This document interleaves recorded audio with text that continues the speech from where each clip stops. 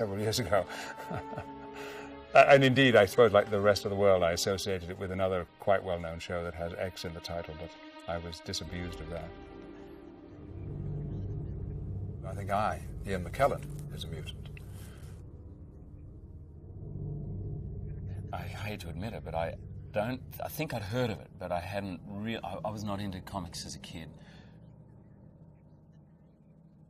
The whole thing is new to me, I'm sorry to say. I didn't grow up reading comic books really at all. I knew of it, but it wasn't until I got this film where I really started reading the comics and becoming a big fan, actually. I was thinking of Harrison Ford in Star Wars, thinking, you promised you're going to put the little creatures in afterward. I'm not going to look like an asshole here. So let's just hope we look good. What is a muse? Because I don't really know. I really have never read comic books. As a kid, I never read them. Of course, once I got the part, I thought, oh, whoops, I better start finding out about it. My children enjoyed watching the cartoon on Saturday mornings, and I'd watch it sometimes with them, and I enjoyed it very much. But I didn't completely understand it totally until I did get the role of Sabretooth. I had seen the cartoon on television when I was younger, but I'd never really been a comic book person. But I am now. I don't even have a full copy of the script.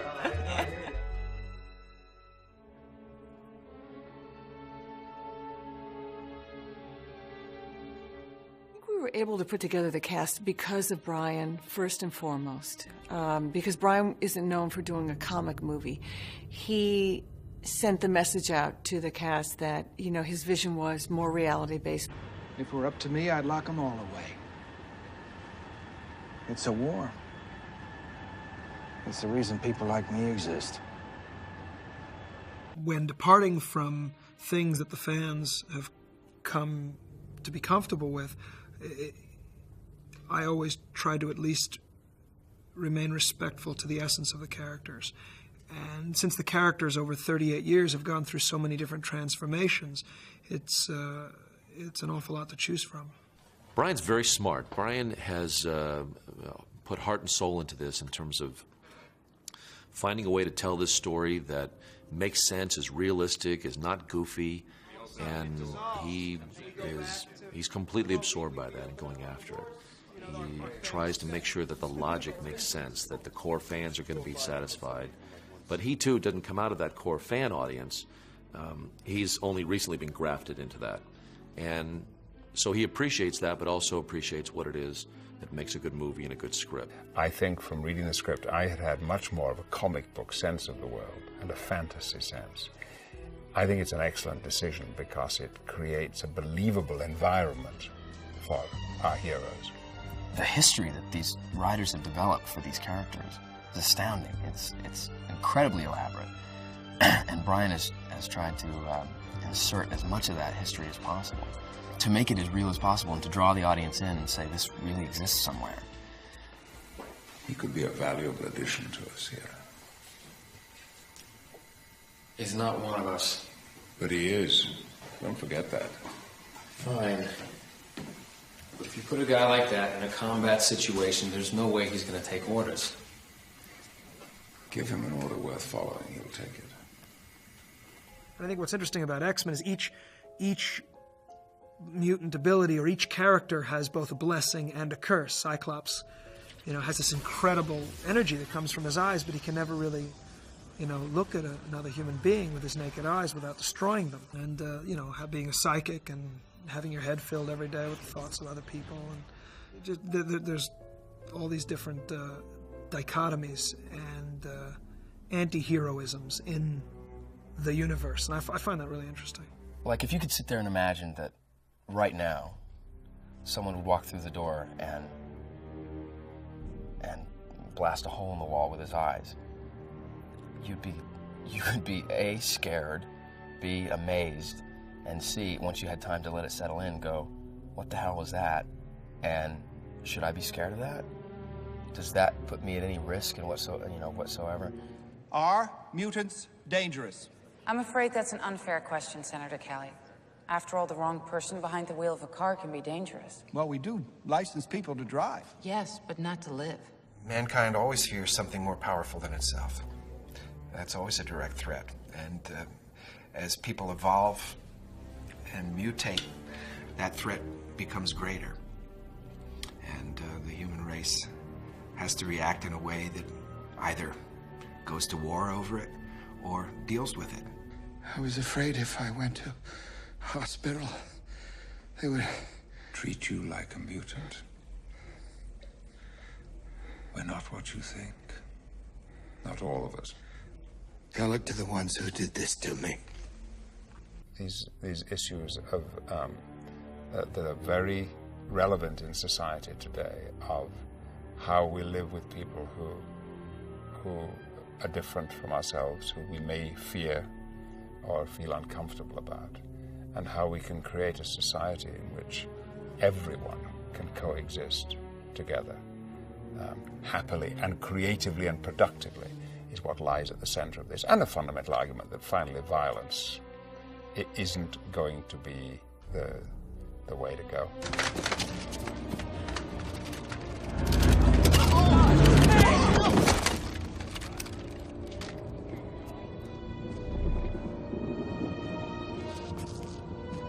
You Homo sapiens and your guns.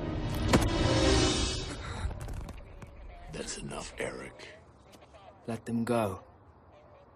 And I think that's been the particular appeal of this comic strip, that it has taken a fantasy look at what it is like to be considered so unusual by society at large that they're prepared to think of you as less worthy than they are to live. Let them pass that law and they'll have you in chains with a number burned into your forehead. It won't be that way. Then kill me and find out. It's Bryan who embraces this Martin Luther King versus Malcolm X approach to the values that are being presented. And I think he's doing a good job at that. Everybody tried to find the most interesting characters among the X-Men, and the ones that were selected, A, were thought to be very interesting, and B, they were characters that worked well together. The first actor that we went to was Ian McKellen, Sir Ian McKellen. I think Ian McKellen, is a mutant. Being a gay man, I'm often thought to be too dangerous and too unusual, too abnormal to be allowed into society as a whole. And that, therein lies my interest in mutants. But I know, speaking to Marvel Comics, that it's not just gay people who identify with mutants, it's other minorities too, religious minorities, racial minorities. Mankind has always feared what it doesn't understand. That laws like your Mutant Registration Act. The intention of the Mutant Registration Act. Intentions! Intentions! We know all about the road to hell and what it's paved with. We're not talking about intentions. We're talking about mankind, its fear. And trust me when I tell you it's only a matter of time before mutants will be herded into camps, studied for weaknesses, and eventually wiped off the face of the earth.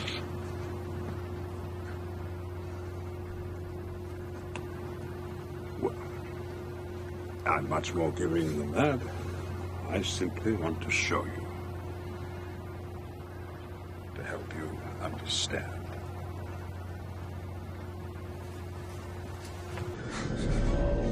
Well, don't fear God, Senator, and certainly don't fear me.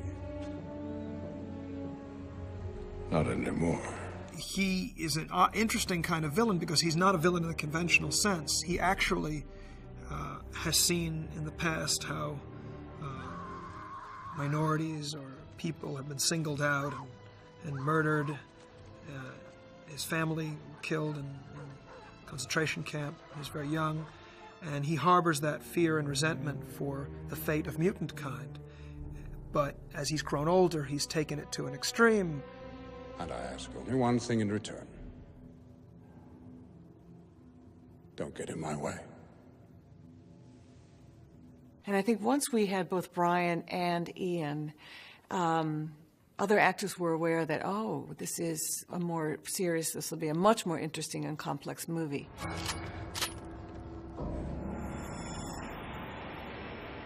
Get out of my bar, freak.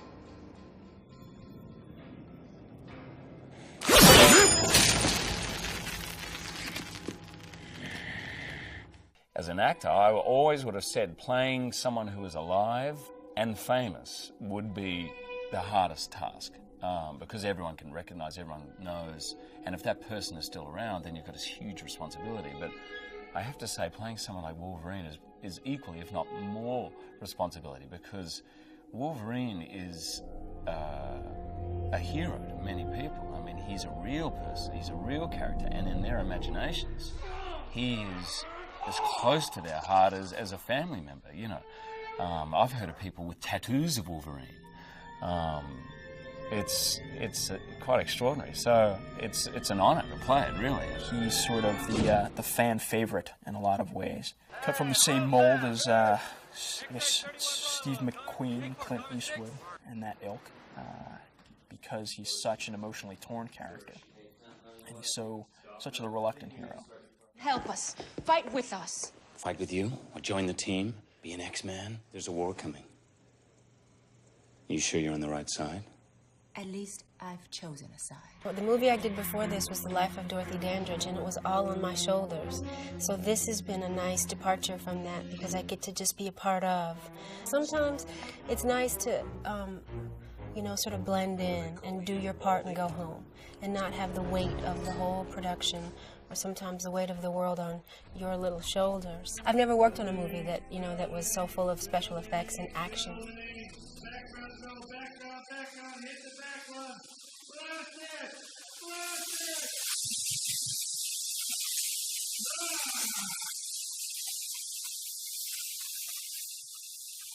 So this is a chance for me to grow and to learn and experience a different kind of acting. It's very foreign to me. So many visual effects and stunts and things like that. It takes just a lot of time, and I think that that just is the challenge, is putting the time. That's the real endurance of making a movie like this. All right, perk up.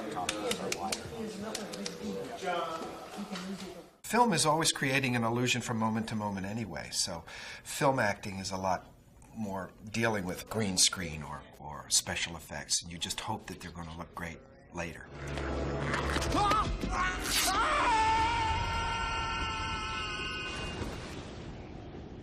The point, I hope, of these special effects will not be that, Hollywood wizardry is improving and changing with every movie that's made, but rather what amazing talents these mutants have.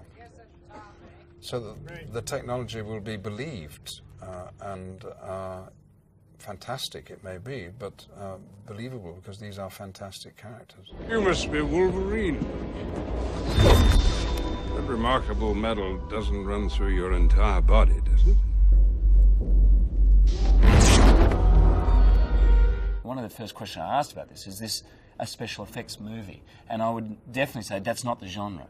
And from what I've seen cut up, without the special effects, it completely holds. The storytelling is in the characters, it's in the faces, it's in the intentions, it's in why the people are there, why they're striving for what they're striving for. And that's what's going to make the movie. The special effects is just going to be icing. It's pure coincidence. If I look back into the early days when I first began working in film, there was movies like Life Force I did for Tobe Hooper, which was a science fiction movie. Excalibur, which was fantasy, but which yet again, you know, had special effects in it. And certainly Dune, of course. These things litter my career in such a way that I know people feel that I must be especially attracted to them. That isn't the case. I'm not even a science fiction fan. It's simply the way a career has fallen out. But it is a necessary part of filmmaking of this kind. I feel that I have done my time in front of green screen and blue screen.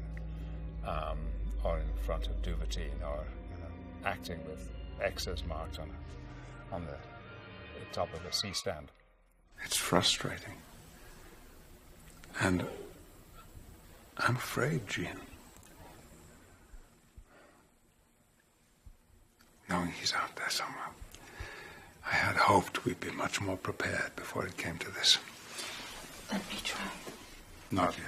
When you're ready. I am ready. I know it. I can feel my power expanding all the time. Yet in the Senate hearing... I know. I lost control. I just don't want to see you get hurt. Just watch these guys, and watch Ian McKellen and Patrick Stewart, and now here I am acting with them, and it's amazing to me. But these are guys who have such incredible voices, first of all.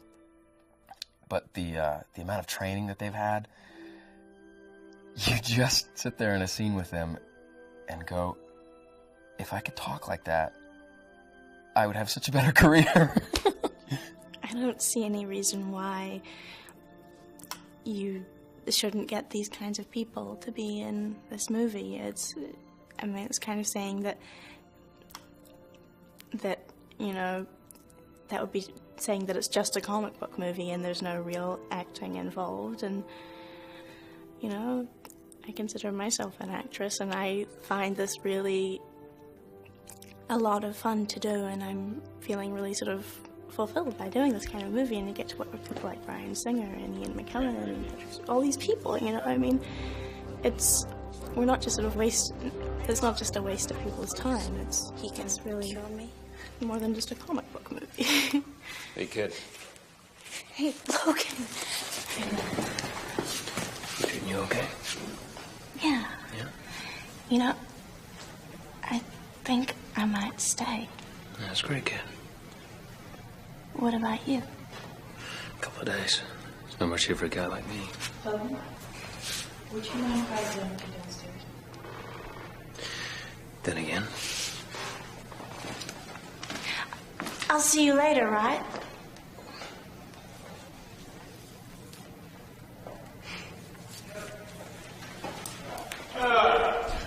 Because it is a bigger budget film, it doesn't have what some lower budget films bring to them, where everybody in 2 days becomes like a family, just because of the fact that there's, the trailers are smaller, or the time in which you have to shoot scenes are shorter, or whatever it is.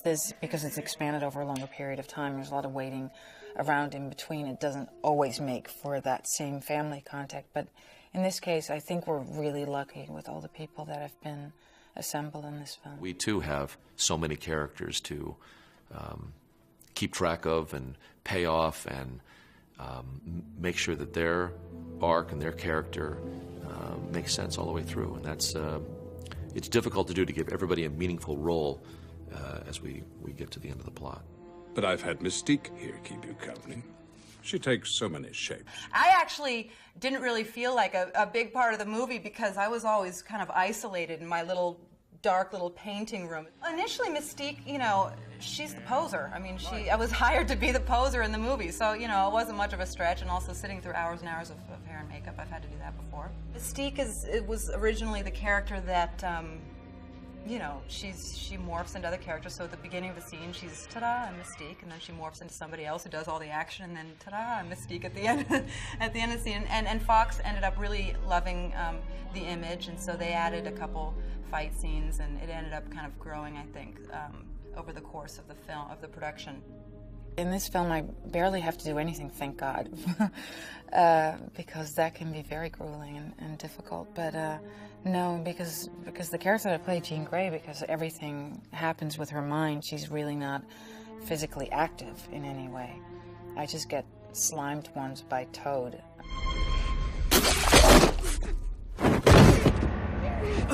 Toad, we've actually changed most drastically from the comic. What we did with the film was we made Toad dangerous. He's a very sadistic character. He's very evil and manipulative, and he enjoys the cat and mouse. He enjoys the taunting and the teasing. really I specialise in martial arts, Chinese martial arts and gymnastics. And because of Toad's character, he's very acrobatical, he's very, you know, leaping about, bounding, jumping on walls, bouncing off walls, flipping. He's got very powerful legs. So that's where I come in, and I can, you know, execute my martial arts and gymnastics and try and bring, you know, Toad to life and use some of my skills. Quit playing around. I've come from a background of 11 and a half years as a professional wrestler. Wrestling is actually done on the hardest stage in the world. It's the four-sided stage where you can't hide anything. It's all out there, it's all go and quit. But it's a natural transition because you do take on a character when you are wrestling. You take on a total different persona, and it translates very easily into the acting field. You owe me a scream. Hey, Bob. I'm not finished with you yet.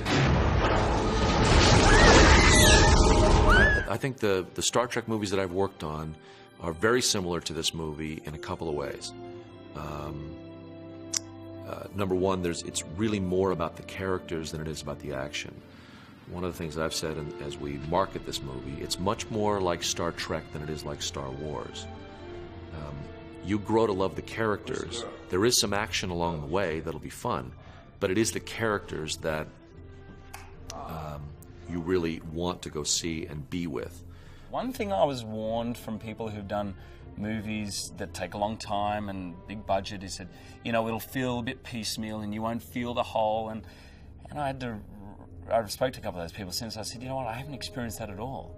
I feel there's a real sense of ensemble. When we get on and we rehearse together, we do it off stage, we rehearse, we go out together, we chat together, we're very much not hanging out just in our own trailers. It's quite a close group. The X-Men are becoming a team, you know. We now deal with audiences that are so jaded, that have seen just about everything. 12-year-olds talk about films as if they are directors. They know when shots are not, you know, when the continuity is off or whatever. I mean, it's amazing when I overhear these conversations. Everybody's a filmmaker today. So I think it becomes harder and harder to please people. I mean, I think that packaging something in a sort of entertaining and kind of light way, people will go to this movie and have a really good time watching it and get involved in these characters and then come out of it and really be thinking about things. It's such a metaphor for life.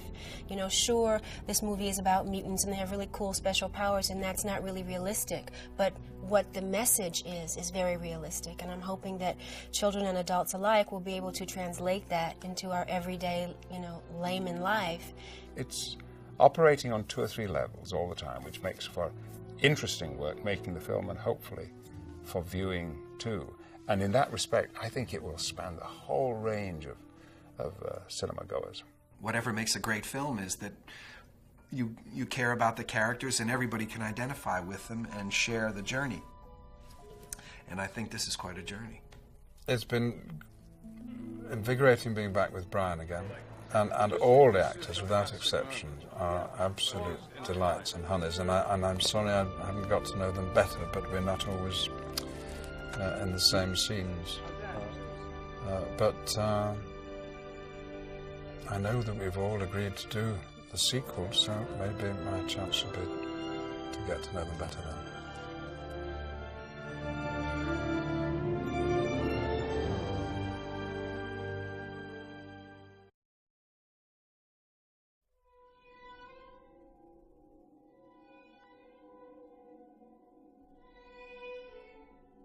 On this film, I more or less went through each of the characters and designed all the elements that each of the characters needed, whether it be wigs, prosthetics, eyes, hands, claws, knives, and all the things that those do and interact in the film.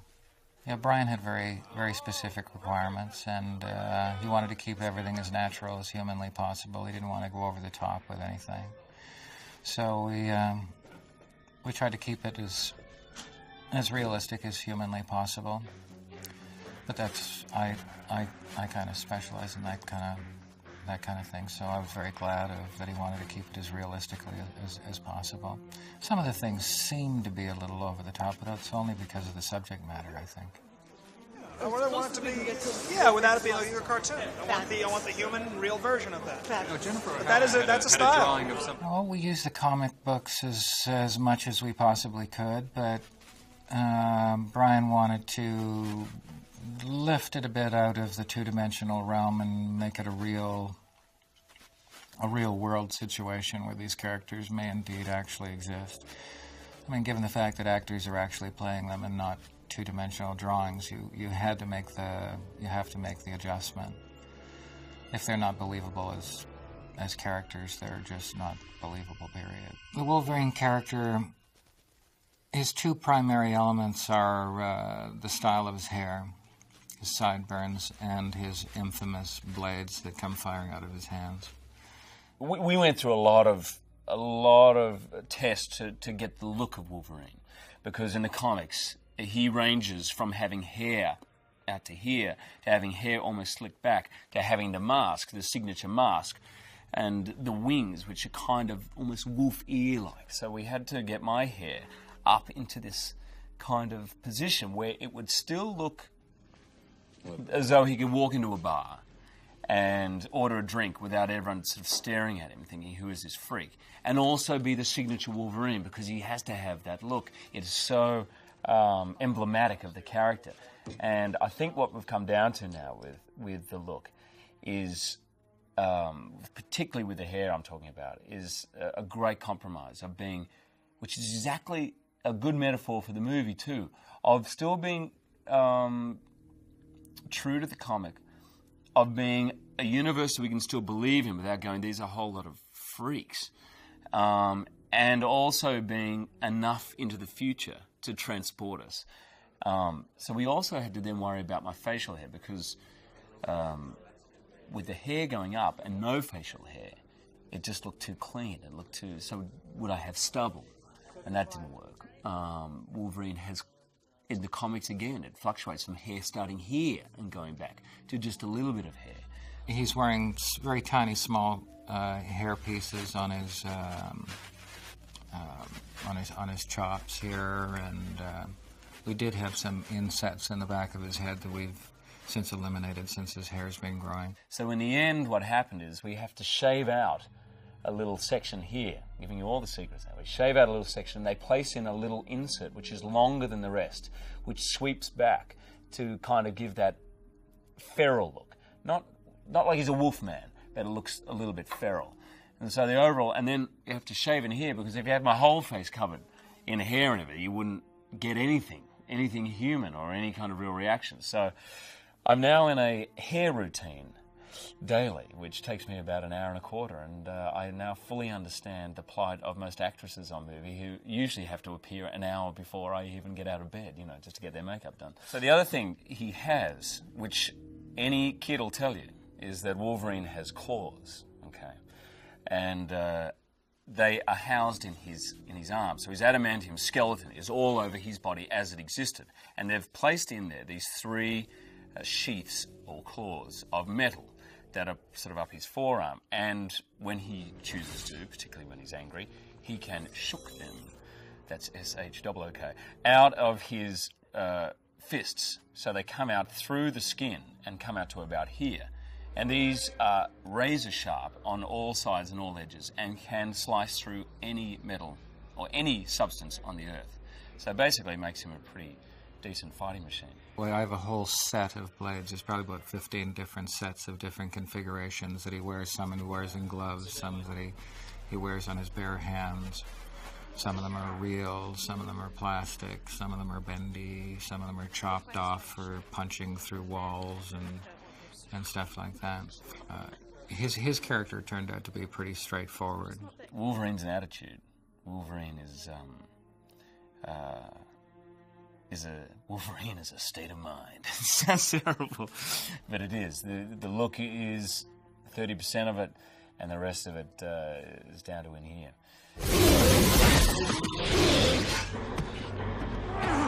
Sabretooth again. He's about a little over 2 hours. He's wearing full prosthetics from here up, full wig, eyebrows, and full big sideburn chops and stuff like that. He's got quite a bit. It is a heck of a process. There's several hours in the makeup chair. I've got prosthetics that I go through. I've got a long wig that I'm wearing to add to my hair. He also has teeth. We've made him some interesting teeth that we like to call vampire teeth, but they're not supposed to be vampire teeth, but they're kind of like that. And he also has very large scleral lenses, black lenses that he has to wear. With the prosthetics and the whole look, the cat-like look that I take on to become Sabretooth, turns me into a rather vicious person.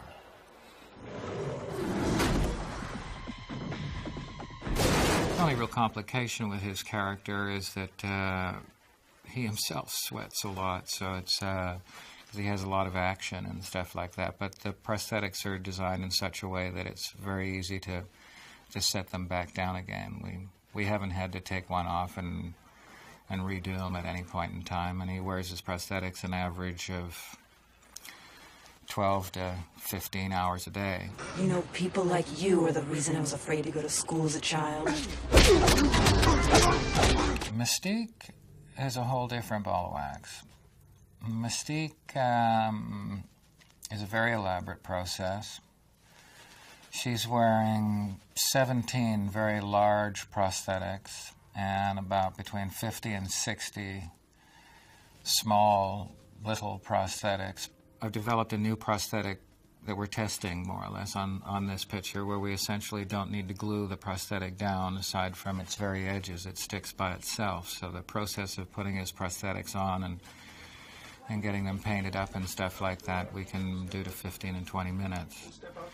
They're pre-colored, and all the eyebrows and things like that are pre-punched into it, and they self-stick, so it's pretty straightforward. I had to sit through 7 to 8 hours, excruciating hours of makeup every day. So, well, not every day. I was in and out of Toronto for the 4-month period that they were shooting the film, but it was really hard. My call times would be 1 to 3 a.m. for the most part. I have a hydraulic table, one of those things that a doctor would have, sort of a thing. And she does most of the makeup, most of the application of the prosthetics and stuff like that are done on that table. I have a crew of girls that look after that. It was 4 women who worked on me, and the 30. It was like 2/3 of my body covered in prosthetics, and then the rest prosthetic scales, like sheets of prosthetics, and then over 100 prosthetics in all. The prosthetics are all translucent and already have the color built into them, so that we put them down over top of her own skin. They're very thin, and they move really well. I mean, they're so stretchy. But I don't feel naked once I have them all on, even though I guess I look fairly naked. And for a while, you know, because it's kind of cold outside right now, for a while I thought they'd keep me warm, but they don't. It's kind of like wearing wet clothes when I have them on. They kind of make me colder. Is it itchy or uncomfortable? No, I mean, it seals off my skin, but it's not uncomfortable at all. It's actually very, very comfortable. And then the color that we mix to airbrush then matches that relationship, the marriage between the translucent blue prosthetic and her own skin. And then we marry that into the paint. And then the rest was all airbrushed blue paint, which made me really sick to my stomach. We started the logic by designing her, by coloring her with food coloring, because we were not aware of any paint that would be believable enough that that didn't just look like somebody had been airbrushed. Because we're shooting with the kind of film we're shooting with and stuff like that, any kind of a particle is very, very visible on film. So the illusion was that her skin was blue, not that she was painted blue. So when we started with the food coloring, our first thing was to try and find a way to get the food coloring off, because the word food coloring in my business is an absolute and utter no-no. But we did find product that would allow us to get that food coloring completely off her entire body within an hour after we started, which was quite something, because normally food coloring's on you for about a week. But we flipped over to that due to the sensitivity of her profession, being a model and stuff like that. And we found a much more tolerable airbrush paint that paints very, very well. And because of the sweating and that there was a time when there was going to be raining and stuff like that, so we had to find something that also was not going to move with water. So this is an alcohol-based paint. It's still a bugger to paint her whole body in the sense that you fill in the whole environment full of paint as you're airbrushing. So you have to go at it slow and easy so you don't die of paint fumes. And it actually wasn't the makeup application process that got to me after a while. It was the maintenance of it that was so horrible, because the pieces would shift and I'd get little halos of skin around the edges of my prosthetics, and so they were constantly re-airbrushing, repainting my body, and so the maintenance really killed me. And plus I had to wear a wig and 2 pairs of contact lenses. Vibrant yellow eyes with little brown spots in them. Again, very large scleral lenses. So she wears a bandage lens, we call, over her pupil and iris, which acts as like a cushion between her own eyes and the scleral lens. These are soft lenses, not hard lenses. So it makes it a little easier for her to deal with, and it is a very, very small opening for her to see, so her vision is minimal, to be kind about it. It was the most mind-numbing process you could ever imagine, and I maintain that nobody without modeling experience could have handled it. I still have blue pores.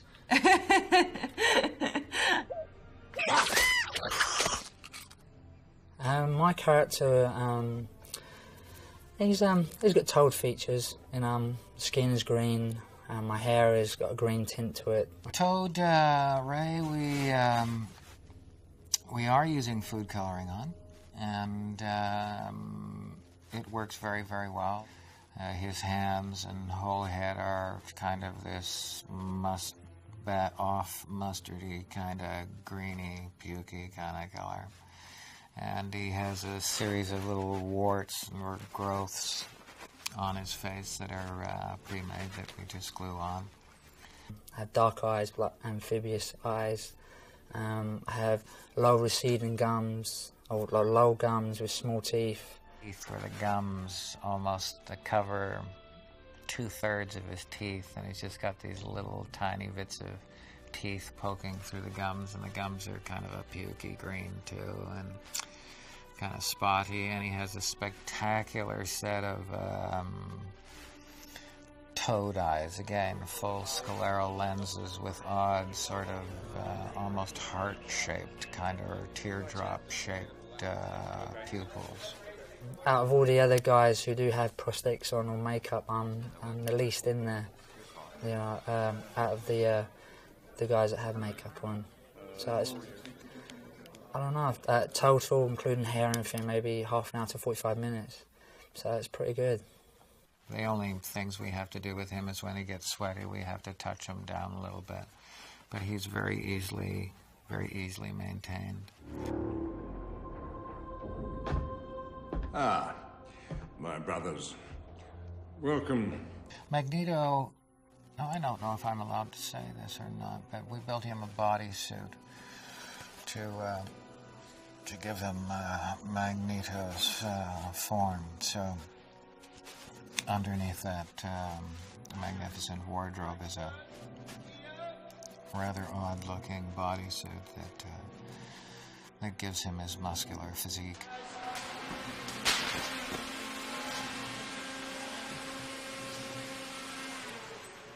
All the characters, due to the nature of the way Brian works and the nature of the film and how much action's in the movie and stuff like that, all had to be designed very practically and very simply. There was just no way that we could spend copious amounts of time with these characters away from camera.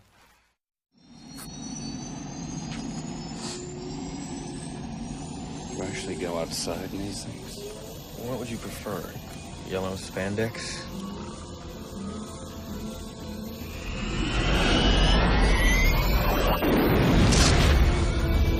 Brian has sort of assembled a team around himself, since Suspects. We have Louise Mingenbach back as costume designer, and she's brought, I think, a great amount of flair to the costumes, but keeping them grounded in reality. And that was the key thing, was not to make them look like they were running around in yellow spandex or blue spandex, but to keep it real. I think Brian's intention, when we're trying to follow through on this, is to create these characters and these powers as if they could really happen in our world today. Prove it.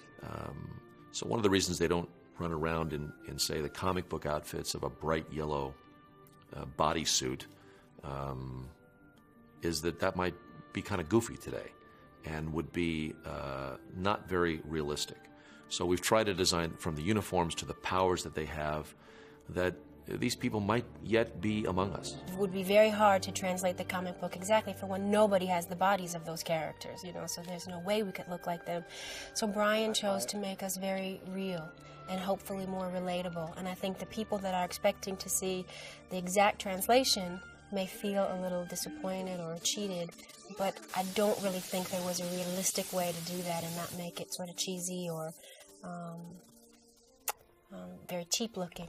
From what I've seen from the comic book, it's definitely sort of a step away from that. The Jean Grey that I'm playing is more elegant. She is kind of, like I said, she helps Professor Xavier, so she is sort of a doctor who knows a lot about genetics and things, and so we have her wear glasses at times, and it's just sort of more conservative, classic, elegant look. I love that first time the four of us came out on set in our costumes, our X-Men costumes, to see the excitement. It was about 3 weeks in, and that was one of the first moments that I understood the complete 100% passion of everyone involved in it, because you saw these people who had been working on this for 3 years, had envisioned this. They had been reading the comic books however long, and for them to see the four X-Men as we come out of the water, just about to come up to the Statue of Liberty head, we come out of the water and just take our positions and our marks and look up the Statue of Liberty all in our costumes. It was like cut, and everyone goes, right, started cheering, and there was crowds down there. We were down in Hamilton by the water, and to keep the secrecy, we were cloaked, and it was at that moment I thought, this is amazing. These are people's dreams we're living out here, and it was fantastic. It was all leather, so the more you wear it, obviously, the more flexible it gets. But we had to do you remember the scene in the movie where we approached the Statue of Liberty at the end, and we had to kind of hop over the seawall? And it's like, 1.5 feet, 2 feet, but you do have to take a step over or, put your hand on it and hop. And they rolled camera, and it was the first time all of us were in our suits, and none of us could get over this wall. I can hop over like this, but I can't promise you I'll land every time. Okay. Oh my God! Whoa! Oh, Careful. It's just impossible to get your leg up. I know. Oh my God! I had trouble getting my leg over before, but hey, that was the first. Now I see what you got. I'm gonna twist my ankle. The blooper reel. We should, yeah. I don't know if we're gonna need to stage it. No.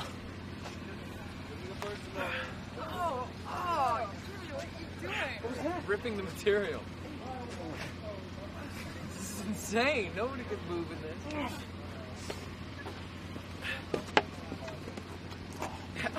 Mate, you can't do it. Hey, that's it. And now don't breathe. And don't breathe.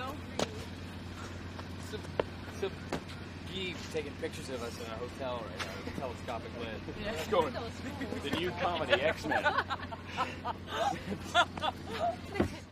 I mean, like, they have the footage of it. I hope they'll put it on the DVD. But we like, tripped and, like, we fell flat on our faces, and because we couldn't get our legs high enough with these suits. So you couldn't feel less like a superhero in these costumes. Hey? It's a little tight. No, it's fine. This one's got a little breathing problem. But as long as we look good, that's the main thing. X-Men, that's all I'm here for. When I trip, just come and help me out or something. Guaranteed. Hold your breath, but don't make it look like you're holding your breath. Jimmy's like,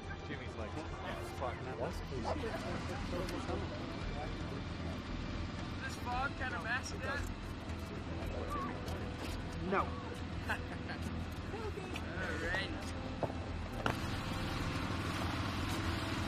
Oh, That's it. It's a cut. Oh, breathe. I know, I forgot. I had too much on my mind. Oh, me I had to get over that wall. Oh, And then Cyclops, you look up, and then all of you sort of follow suit naturally, not like the Rockettes. All right? Let's see. And I'll be speaking to you from the big microphone, which everyone hates that I have. And to sing these Joel boots Schumacher that make has the one. walking, Brian Singer. We're going to take the batteries out of it. Oklahoma.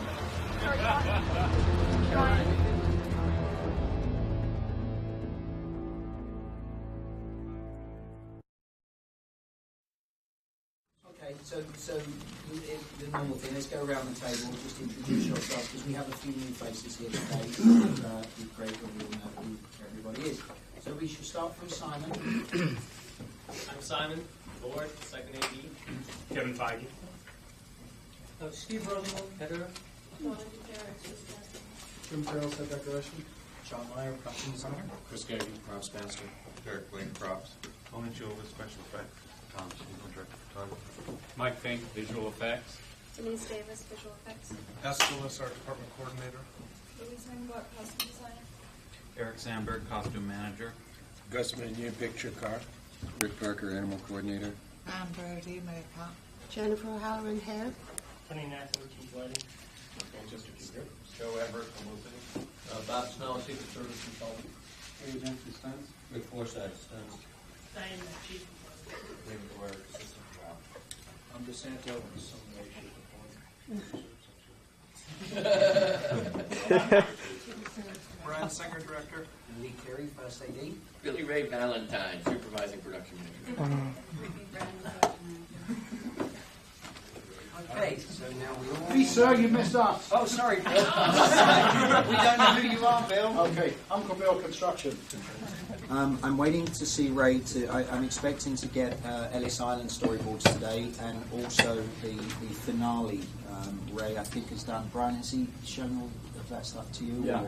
We've gone through it. There's revisions, which Ray's doing, which... Of Ellis Island, or today. both? Or Both. Both, okay. Yeah, and then I wanted him to start having a crack at the skeet scene. Skeet, okay. And what will Plug be doing? What's he... Do we know what he's We doing? should put Plug on some of the other visual effects. We should have to take down. Snowy Mountain Road, pretty good one. Mountain Road. And we have a basis for that with John Cohen's. Should check the priorities with you. Yeah, well, you and I should actually, Mike. You and I should about really 60% of stuff. start discussing the third act and also a few other key effects sequences. I spent a lot of time yesterday making notes. Okay, good. Do we have any questions from anybody else right now about anything? Let's talk about locations for a second. Are we set on that exterior road? Brian, you okay with that? The Canadian road we saw. We okay with that? Is that the location? John, do you want to answer that? Because I know I'd you like had to, thoughts I'd on like that. to keep looking and see if we can find something that's more rugged and has more trees to it. But I think we all will agree that as a fallback, that that works. Okay. So you're okay with that? I'm okay. Right, maybe we just review for a moment what we might shoot on Tuesday next week. If you scheduled to bring back Hallie, I guess some of that depends on how we like the wig today and wardrobe. So she's scheduled to come back. Jean Grey, we've scheduled to come in for everything but the uniform. Does that make sense? When is she coming in? When is she coming Tuesday? She'd come Monday for a Tuesday shoot. Is there anything? Is that worthwhile? Well, we have all her. I mean, I showed you a lot of her day clothes, right? I think she's going to look fabulous, but there's that. Yeah, that's the issue. You could screen test her day clothes. We're going to do her hair for Tuesday? And that's a major factor of her look. Huge factor. Red hair, right? Is it red? Yeah, no, I want to red her hair. She knows them because she mentioned it. Yeah, but we should see that. We Yeah. should definitely see that. And we should do. We should do everything. Yeah, absolutely. It's perfectly valid. So then, I want to go back to the test on Tuesday to make sure that we don't. There's nothing to do yet with Cyclops. I don't think You so. won't be here anyway, right? I don't think so. I don't think there's. I think, Tom, we're into James will testing be with- Cyclops but at the end of the James will day. be- Some shoot We'll day. be at the Yeah, we've closed the deal. So with it money. is done? Yeah, Jay, and is the, it done? The deal just closed Friday night, late Okay. on the money only. but I'm not concerned about that. What I'm concerned about is the visor and and how it's going to Now fit. that it's just closed, we can start to schedule. Yeah, we should make sure that works. Also, I just want to clear up something. The visor is going to have the sort of Oakley's reflective surface. It's not going to be that transparent, like piece of red plastic, but it's going to have sort of a reflective surface. Yeah. Which is why the mirrored surface is interesting to me, because it's kind of cool. I mean, you stare at Cyclops, Cyclops is staring at you, and you see your own reflection in him, and it's kind of creepy. It's almost like you're the target. So Camera crew, the lights. Oh, that's how they do it. The challenges of making hey, that guy who did that Bruce Lee picture. Mark, you can have the extra All dulling those spray you mirrors. asked for. Enter the Dragon. Chris, He did what's it. the turnaround from Oakley for a new pair? Okay, yeah, I'd like to see that because they've run test time, but I'm trying to get a visual picture of what this thing's going to look like. I want to lock the color of it, the mechanism. I don't want this to be like a last-minute prop item. Keeping it these more elegant, darker colors. No, I don't know. Hey, the creature that converted. Why don't Some Tom said it was him. He said he was trying to uphold the lore. I'm upholding the lore. But They want me to try some muted samples to show you. I'm going to change Magneto's name back to Eric. Is that okay? Yeah. Okay with everybody? Yeah. Oh, no. There goes his car card. What? We're going to have to do this thing for Spark. So his name from this, I'm Yeah. going to change. So if it's on the script, it all of a sudden says Eric Lencher. Just nobody freak out. This is the last minute. We'll change everyone's name. We start the way every 4th of July movie should start. In a fun little place called Auschwitz. We start with Magneto's origin. Oh, shot, this is already. I'm going to hop over to 30 years later, 40 years later almost, to Kenya for Storm's origin, where her powers surface and she almost destroys her village. Light is above her, and along the edge. So it just goes on forever. That door will be closed, and it will go somewhere else. This is the mattress, which gives you a ready room. We'll redress it to the ready room. So the uniforms will be hanging here. There's the scene in the end before they go to the island, where we'll have a big table here, and then, like those things that you would push and form with your hand, metal. Right. The whole landscape of One of those pin New York boards. Harbor comes up, and then they analyze what they're going to do, their approach, and work that around the table here, which would be kind of cool. Oh, should we look at the wheelchair? Yes. I'm going to go see the wheelchair. That's right. So, To your right at the end. At the desk. Oh, he's in here, maybe. we're just going to come on through here. Ah, here we go. Look at this. Wow. I think I'm going to sit in it. I think you are. Yeah, sure. cool. And it's cushions. Get on, Al. Nope. You know he likes to drive. Absolutely.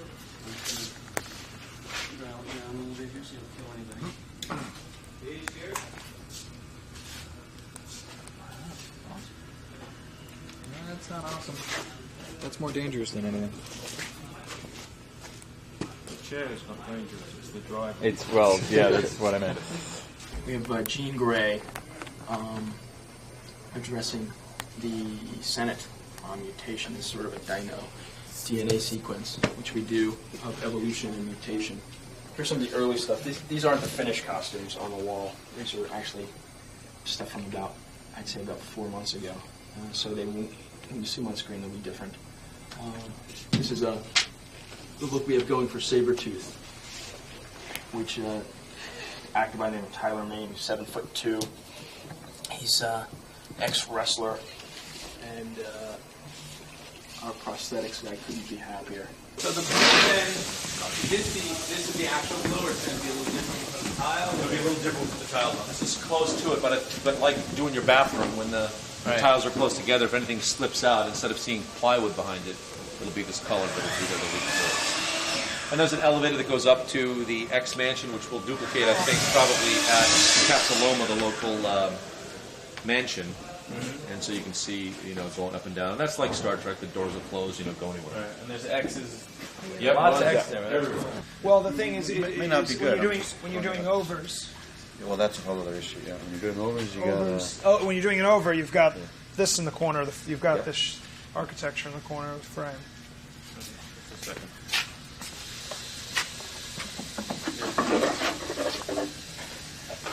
No, there should be one. No, he's doing a little experiment here, like what it would look like if it was like that. We'll take a look at that. Hold on. And then you still probably want to put something here, right? Not necessarily. No. Wheelchairs don't really have headrests. Right.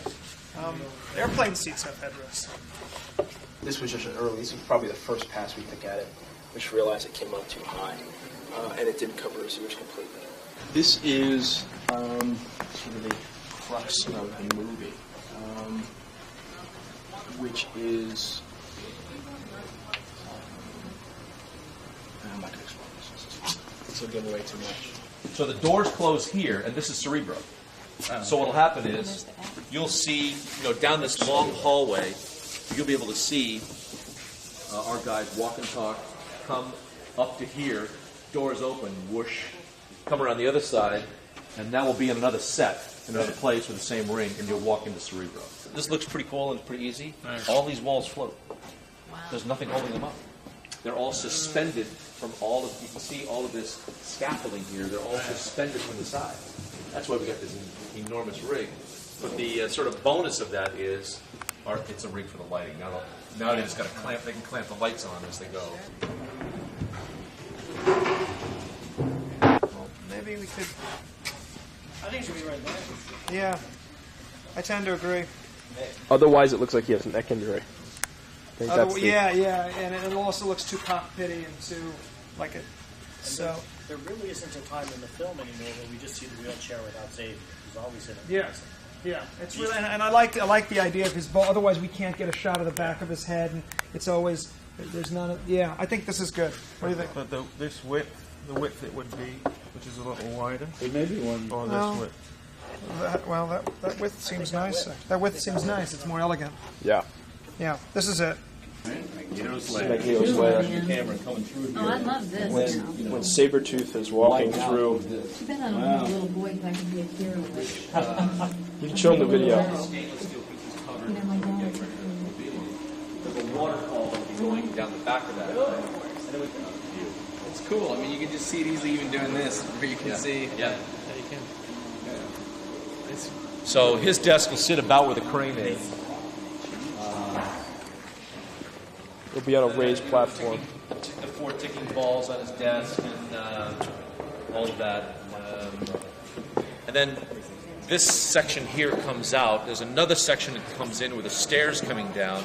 So when Sabretooth comes in, it's as if Sabretooth comes into a room like this that's on the other side of that tunnel. You can sort of see the wall they've backed over there. It's so awesome. Is it supposed to look wet because it's under? It will, ground? yes. This is exactly. wonderful. So And that's this would what be that water coming over that's here. the name. For our soldiers, let's start with the big boy here. On the roof. These will be the machine gun placements upstairs, up above on the rooftops. And they're going to have a stand built for them. But this is what we're planning on using for when the guards hit the kid. Oh, absolutely. Yeah. Because this is. These real guns or they mock guns? That's a real one. That's a fake. It's hard to tell. You know, it's all the same stuff. I mean, really, It's that same stainless, so it'll give us the reflective quality of it and the richness of it. You know, will be awesome. John's done a great job on this, John. What is that? Just a layer they put on there? You got to protect it. No, but the stainless is just like a sheet. Yeah. I mean, it's like they cover it like. Yeah.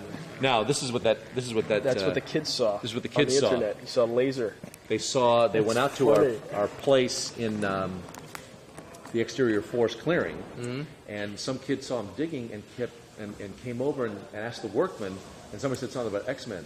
The kid's all over it. The kid comes back after the workmen are gone, lifts up the tarp, goes past the yellow tape, and looks inside of a box, and he sees this. Laser. They're putting a laser in it. There's a huge dish and a thing and a button. It is. No, that's cool. It's really is. cool. And what is it? Just the name of the company? Yeah, exactly. That's the good Checking under the misinformation tarp. that you want. It's like, oh, there's a laser. We got to find out what this laser thing is. The train station, I think that police would have this shotgun. Shotgun. Probably not this shotgun. Okay, no problem. They would probably not have anything like this. They would probably have guns Keep it more like classic. this. Yeah. Yeah. They'd have Glock. Well, this is And what maybe we're. this. Glocks are now pretty standard police. Here. Fine. Then they'd have this. So these things in midair.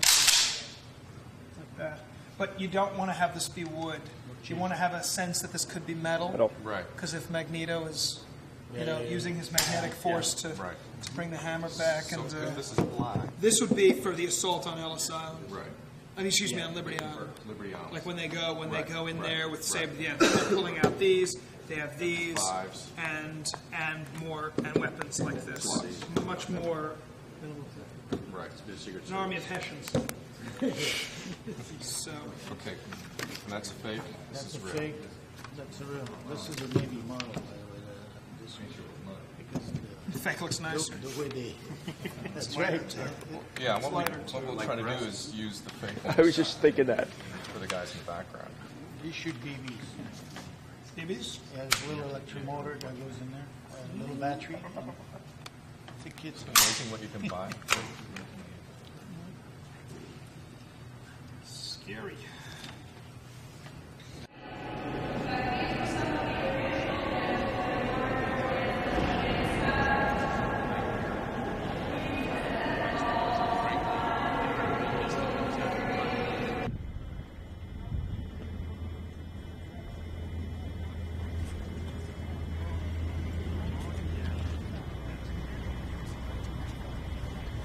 In the Secret Service, so there's all this running that's going on, and everybody's, making their way inside and trying to cover themselves or whatnot. And you got all this action, at least, to intercut with the boats heading out towards Liberty.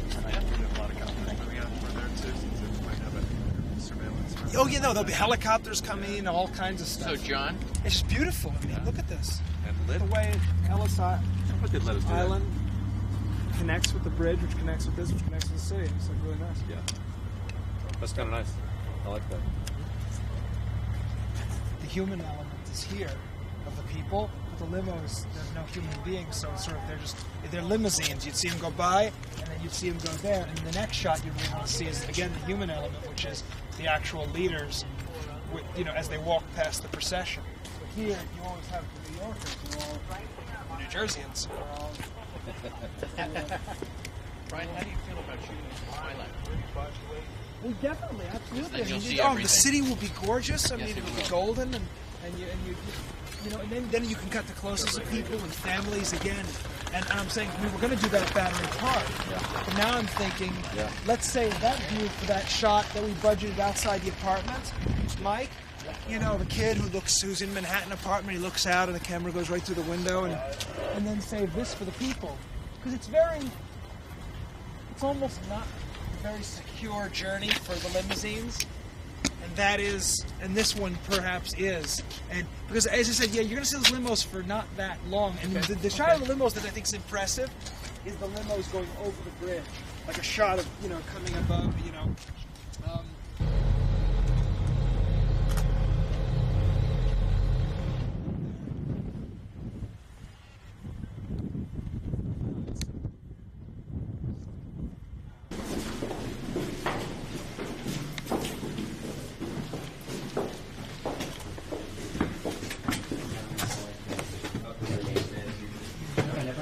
They come in here, and all of a sudden,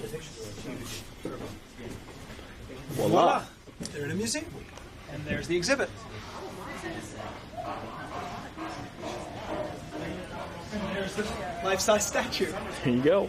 I mean, think this is it. There's the exhibit that sets up the metal, the steel. Yep. There's the life-size statue. Just pull the glass down. This is it.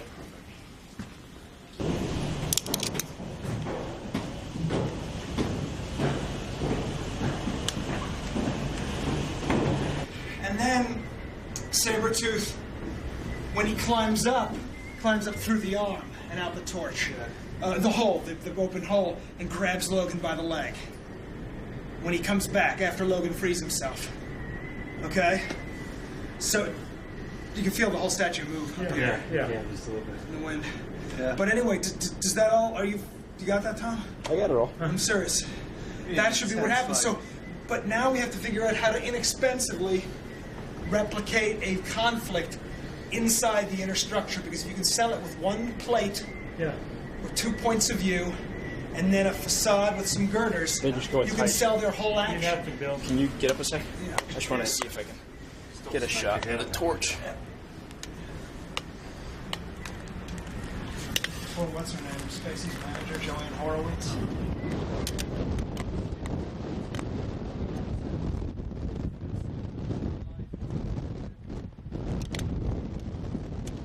But I like the idea of 30-foot high section. How wide? To do a pan down or to put it within a plate? You need enough to cover their action, or else we get into Blue's Clues. And you need an exterior facade to show where Logan's climbing down when Sabretooth first jumps him and then plows him into the statue.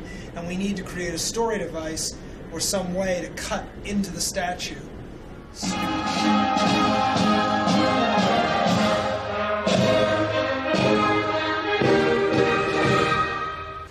This is probably against my better judgment, but we're going to now sign off on the budget. You're excited about it. Excited? You believe No, in the budget? I believe in the Of budget. course we believe in the budget. At this moment, I feel excited about it. At this moment. Now until the end. Hold on. Signing the budget. We got it. Here we go. All right. That's not really. Sammy, please. You want to hold this? Want to hold this? Did it say Want to hold this? Brian? Alan Smith, he doesn't count, Brian. Why did you sign David? When Bill Murray in Stripes. Which is, where am I signing? Send Just initial. Just Put your initial right here. initials to ours. On the next page. and then The one more one-line is the schedule that matches everything else. Up at It's the right top. there. You want to do that? Yeah. The ceremony. Here you go. That's it. There we go. We're Yes. making a movie. Congratulations. Congratulations to you. We, Thank you. Long time coming. Yeah. Good. The scene we're having tonight, I'll be over there in a minute. Those people are not very good anyway, so... Okay, now, the scene we are doing tonight, we're obviously at the United Nations function. We will begin the evening by everybody will be down on the grass here, milling around with champagne and stuff to eat. People will be announced as they come in, the King and Queen of Sweden, the Queen of England, she's not here, but a bunch of people will be introduced, and you should take a look at them. If you're already in the party here, you should take a look over and you know, acknowledge that there are some very important people here. So now, let's start a Where little higher. are you two from? Are you the King and Queen of New Jersey? I think so. Is that the, You know what we really need is... how you holding up? Okay. Now, can we run the whole thing in one, or we have to wait for the light of... I can't do the fireworks and then do the big light thing all in the same thing. Okay, so, yeah. fine. So we'll do fireworks up to when the Secretary General just smiles and turns around. What's that? Turns around. Maximize time and camera. He's a young director and inexperienced, I suppose you'd have to say. This is what, his third movie, certainly his biggest in terms of budget. What he has, more than most film directors, is taste. He knows what he likes when he sees it. I wouldn't put him high in the articulate lists of being able to describe exactly what he wants. But, you know, those sort of directors are often very boring, the directors who know best. Brian doesn't know best, but when he sees it, he recognizes it. And at that point, he does know best. And I trust his judgment in matters of taste above almost every film director I've worked with.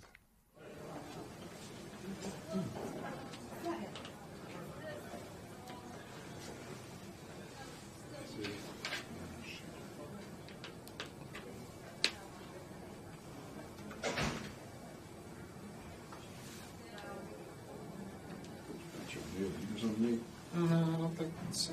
I just think that they should come a bit further. I don't know about. But I'm not 100% sure they should drop down so much. Okay. I want to see a version where the back is down, and then I want to see a version where the cheeks drop down as well. Just in. Yeah. We should get a version No, that yeah. comes down Now farther. that I look at it, I agree. It seems to be. you know, now that I look at it, you're right. I think we should get a version where the cheeks drop down a little bit. Straight down from here, so we go almost Come down to down. the top of the outfit. A little on here. the side. Well, everything drops down a little. Right. I mean, like. Just there. Okay. Yeah. 'Cause we were But not too thinking a Fu little Man, bit not more- too Right. Okay. hanging, Right. and then this come A little straighter. and a little straighter, so Straighter. his head looks more Right. powerful and less angular. Right. Angular. Regular. Regular or angular? Angular. And we're going to, Brian, we're having this re-airbrushed. Not this one, but another version of it. Where we can maybe bring out the highlights a little bit Yeah. more, bring out the lowlights, maybe do a little bit more Shadowing. Shadowing. 'Cause Yeah. I And think it could be now I'm wondering more, is can we make, instead of paint this dull, can we make it more metallic and more yes, reflectant? Maybe absolutely. actually. But is that going to be a problem for your green screen? That I don't know. We'll Right. have to find that out. Yes. But so we have a version one side no, one side yes, but we could absolutely do one where it's really bright. That might be nice. And we could Try one. actually do where maybe to go along with this detail, you could do the touches of here really bright silver. You know what I mean? So where the highlights, the cheekbones, and the top of the thing could be more really not so Well, satin finish and more. Yeah, I Might don't want to be pretty. careful. He doesn't look too much like a car. Like You know. Like, Yes. Like. Also, shouldn't there be that device on here? What No. device? No. The There was always those little icon, horns. classic sort of. But little that's what I think we gave you with icon. this. This was our, I thought, a nice version of that device. Yeah, because Magneto's helmet's actually the traditional comic book helmet's a bucket basically with an emblem on it, and this now the piece is the emblem. But does the head look too small for the big body?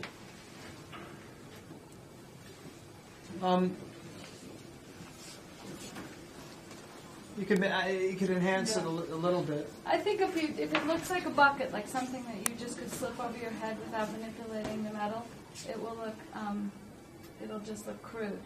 Watching what he gets to in each scene is sometimes an arduous journey, but always great and a great surprise by the time we're finished shooting at the end of the day. All right, Logan is about to put the claws through his body. He's thinking about it. And we're going. Pop!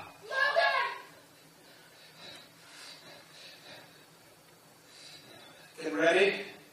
And we're going to do that again. Some people prepare yourself and pop! I I think you have a great opportunity here to talk about the journey of somebody who reads people's thoughts. Like that, you're dealing with the most profound. What kind of life does someone live when they look into people's minds? Yeah, but just be careful that the story has to, if he's got to keep Wolverine's attention, it has to be about Magneto. Who is Magneto and what their relationship was. But it's also about Logan. It's about his journey too. That's what and it's also it's about That's where we did the rehearsal from, sir. Yes. I know how you feel. Right. What's it like when you cut yourself and all your friends run away screaming and you just heal? What's it like when you realize you're not aging? What's it like when people put things in your bodies like this? I mean, here he wants to say, I was scared. And it's also the motivation for why he's even creating the school. He felt alone and afraid and confused. Sure. He didn't know what was going on. Sure. It's just I was frightened and alone. And you hear some commotion, so you turn around. You turn around like this. Like this. As you turn around to look, Toad, literally, is that the wall? Yep. That's the wall there. Toad is going to leap up on the wall right behind you. You don't see this. On the wall, and go right out of frame. How do you like those twisting? Like, you know, the twist.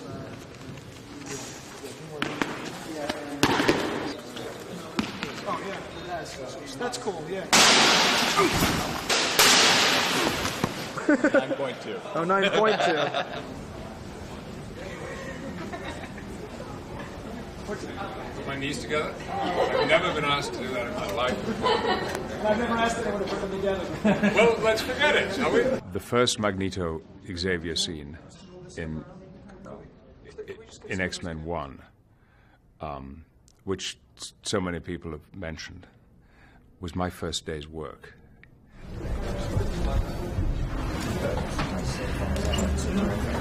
Action! And it was very, very strange. I didn't feel absolutely rooted in who I was. Ian and I had not had an opportunity to really examine this historic relationship. I was still, not entirely comfortable with the wheelchair.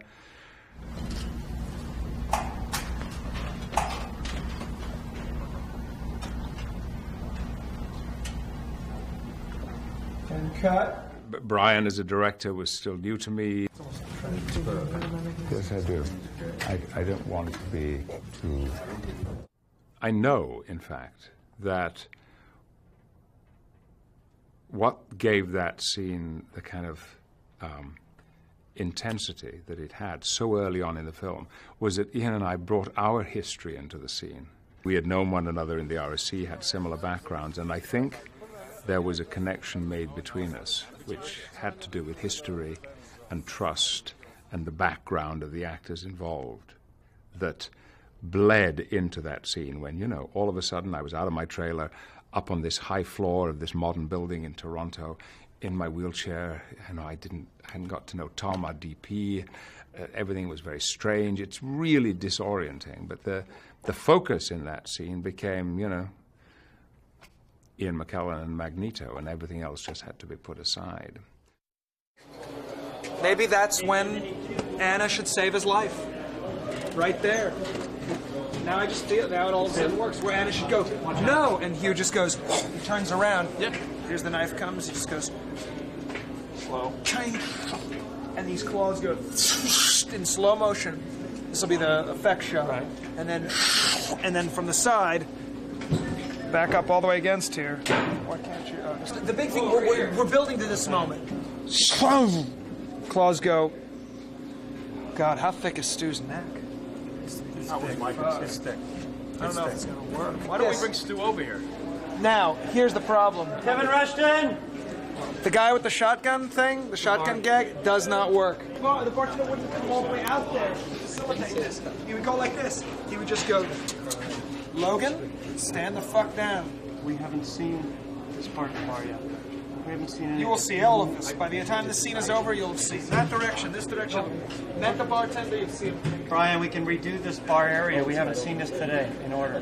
Put another post where you want it here. We cheat this around, and you've got you've got the push off. Okay, so he's holding him with the claws. Move this all out a little bit. We can do that, John, right? Yes, absolutely. All we saw was this corner. So this is all made to move. I think you do one of these. You do this and you grab with a claw. Yeah. You backhand. Because if you backhand, you can grab right away. Backhand. Backhand this way? Back like this. Scott, do this. What if I got him like this and he does this and I go ka-ching, right? Watch. Keep holding the gun up. It's going to be shorter. Ka-ching. Right away. Do backhand rather than. I love the forward. idea of him not holding the claws of the guy's throat, but in the end having something like the gun with the claws up, like half a gun, like this, with the claws up, or having his wrist, or holding on to him somehow. Like it's cool to have the two pieces of the gun and the claws up again. Like the. It's good work. It's really great stuff. I was there for 3 weeks before I shot a single thing, but that first day of shooting, I was so nervous, man, and I had to say 3 words. I had to say, "Where is she?" That was it. I had to walk through the door, hit my mark, and say, "Where is she?" My heart was pounding. You know, it was. I think everyone was sort of going, "Who's this guy?" You know, there was a lot of that, and you know, is he going to deliver? And you can feel all that kind of pressure. Hang on, I know this guy's 6'2". What's he doing? He's 6'2" and he does musical theatre. He shouldn't be doing well, you know, because I'd just come off a musical theatre show. And to be really honest, I think 4 weeks into shooting was when I really found the character. And Brian, I'm pretty sure he'll agree with you there. Not that it was bad first 4 weeks. I don't think it was like you could chuck it out, but I was thanking him so much at the end of the movie because I realised the first 4 weeks I'd done largely incidental stuff. They felt big, like, where is she? It felt big at the time, but it was really nothing. And Hugh, you kind of react to that like, ooh, you sneaky little mind-reading person. The information isn't above that. Oh, okay. Bit of that in there. The information of Rogue going. You don't know what you're talking about. The information that Rogue's gone. The information that Rogue's gone, you know it, and now you're interested. You said, like, he knows it. And you look at him like, you know it. Okay. And almost as if, did you have something to do with it? What the hell are you, oh, God, that, ooh, that, you know, yeah. Okay, let's go. Hi. Last time I jumped up. Right, okay. God, he's good. He's fast. He's too good. And he's mesmerized me. Oh. Guillermo West. Set time.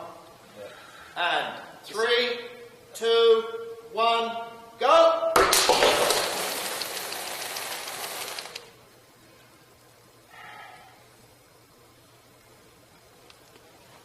And we have cut.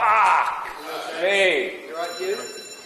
Yeah, I just missed the fucking glass. Set the motion. Want to rehearse mine? Always the suit's fault, never the actor. Come in if you're dressed. Oh, too many people in here? Oh, no, this is the X-Men roundup. Where's Storm? She'll be here shortly. You just, You look fantastic. yeah, you're winning, man. Hey, you're so winning.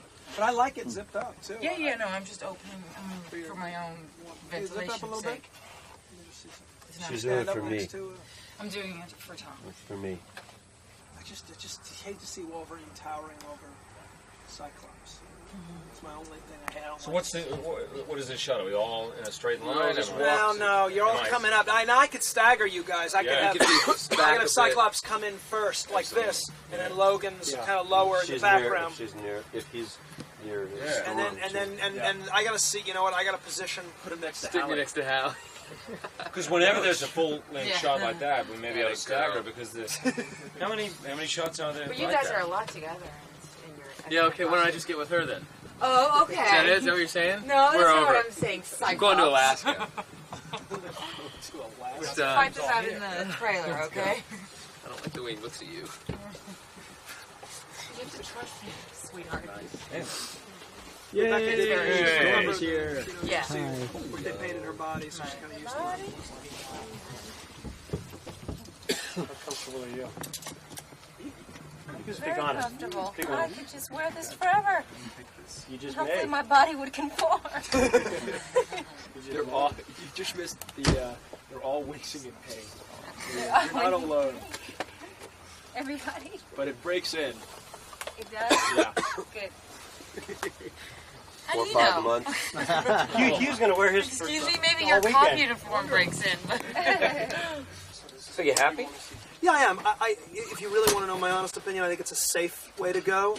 I think it's very original. I mean, we were obviously under huge time constraints in this situation, as we were with casting, whereby discovering you and was, to me, a tremendous, wonderful, fantastic thing. In the case of the uniforms, I think it's an adequate kind of... It's very X-Men #1. Uniforms, they were... I mean, if you look at the first X-Men series of comics that came out in '63, they're all very uniform. And you know, when I saw them all hanging in the racks like that, when you do that in that scene, it was powerful. It said, this is a team of strange people who have these strange suits. I mean, it spoke very much that. Yeah. I think in a sequel... You have to adopt more. You get a little more crazy and Do you think funky. that's the mask thing? Well, you know, the problem with the mask is, you know, I couldn't contrive a reason for the mask. And then your mask is over your face, so now you're really a masked man running around this movie, and the audience has... Yeah. And if you've ever seen a movie with, like, when Batman has his mask down, it's all about being hidden, and the character and the fun of it. You're deprived of a lot. Yes. And people, you don't realize until I started envisioning you wearing a mask for the third act of the movie, and I started thinking, well, what's that about? Who are you, Dark Man? Who are you hiding from? You know, and that. So, you know, I think the X-Men could come up with an excuse for you to wear a mask. But remember, these things like masks and you know, the wings and all that were just designed by drawers and painters to create a sense. You gotta have huge difference in look for a comic when you're reading a comic. Obvious colors, so that you're not, you know, you're reading the words and you're, that's that character, so you can read fast. Yeah. Yeah. So that, yeah. But so in terms of I think the word is safe. Yeah. I think we photographed them nice. I think they'll be safe. This is a great moment. You think Defoe had moments like this? Okay, guys. Oh, good. Yeah. I don't want to cut everything. This is it. Looks good. Okay. Everyone should hold all over. Coat up. Yeah. Do me a favor. One more time. Wherever you're going, until we're ready to actually roll cameras, please keep the coat on.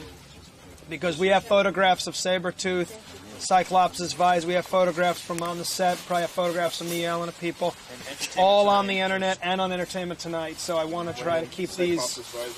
They caught me. Keep these off. Photos? Yeah, it's all you. Okay. Yeah. So I'll let Gary take your picture.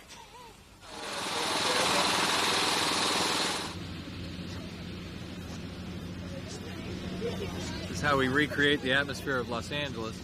Yeah, this is keep us from getting I know. homesick. I'm very homesick here in Toronto.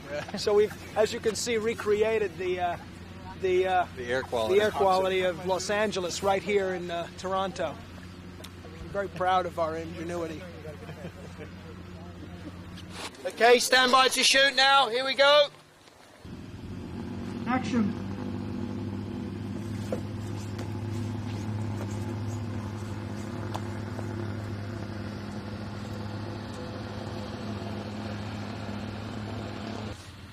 Look. Okay, let's get back to one. Focus problem. Could you, and when he looks back, could you rack back to Cyclops? Yeah, absolutely. Thank you. So, you guys have nothing better to do on a Friday night than to stand out in the freezing cold and... That's not really cold. Actually, not that bad. It's not really freezing cold. Do you know what we're shooting for? Yeah. X-Men. Forget everything. I know what this is. X-Men. That's right. And this is our director. Hey, hi. How are you? No way. Singer. That's him. That's him right there. How are you doing? Good. How are you? I cannot wait. Come here. You don't understand how long I've been waiting for you. Who are you? You're not a singer, are you? Ryan. Really? What other movies have you seen? Lucky Suspects. Oh, thank you very much. Thank you. Appreciate it. We're running a rehearsal. Oh, because it's a great location for this set piece. All right, come singer. back and say hello. We're waiting for here.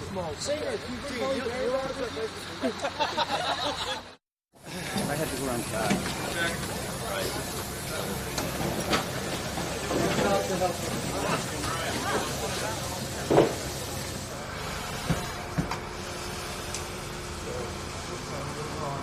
This is just part of the set. We're going to extend it through visual effects, and this bottom ring of the monolith will just be a little piece of it. It'll actually go up 10 stories tall when you see it in the film. Oh, yes, you, but we're about from start to finish to this stage now, including leveling this, putting in the, planning the lake, planning the water, planning the everything. It's about 9.5 weeks to today, including down the hole, which is all drained. We had to dig a hole, and that's where the device sits down in the bottom. Concreted into about 40 cubic feet of concrete in the bottom of that hole, all reinforced, all grounded in case we get hit by lightning. God forbid. Which we almost did last night. Yes, we did last night. Yeah, we had lightning hit the Were you out there last night? Oh, it was fun.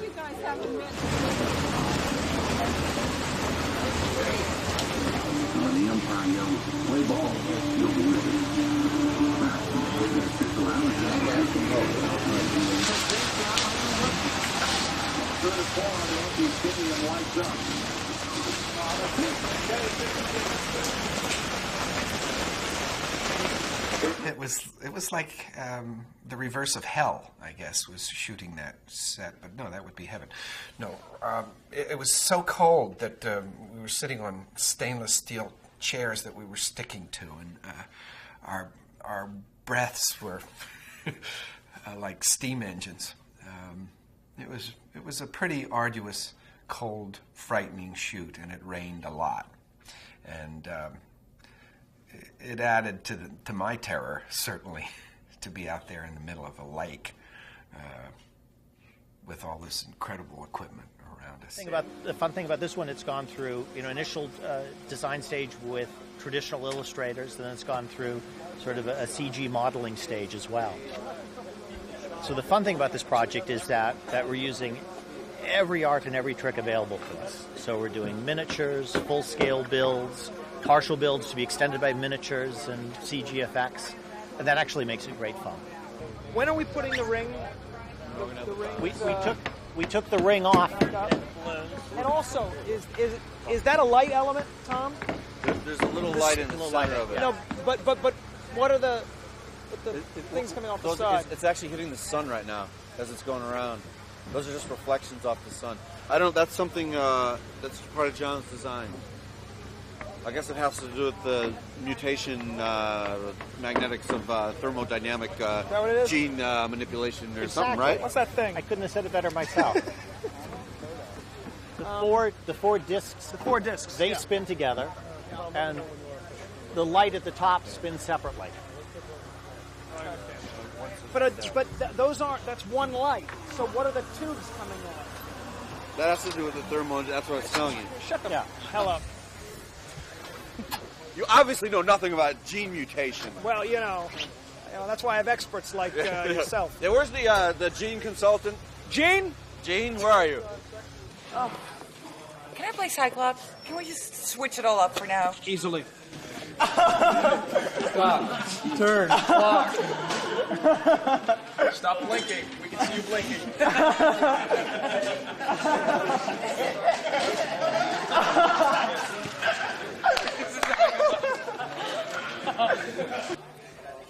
It's not working. It is. Cut. That was the worst one. I'm gonna play Gene. Yeah, you play Gene.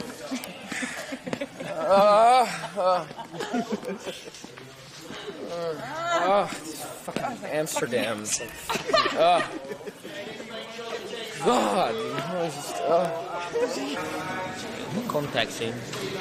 So they could gain some weight, still go to the gym, go pump up a bit. That's why I was playing Darth Maul, and which is...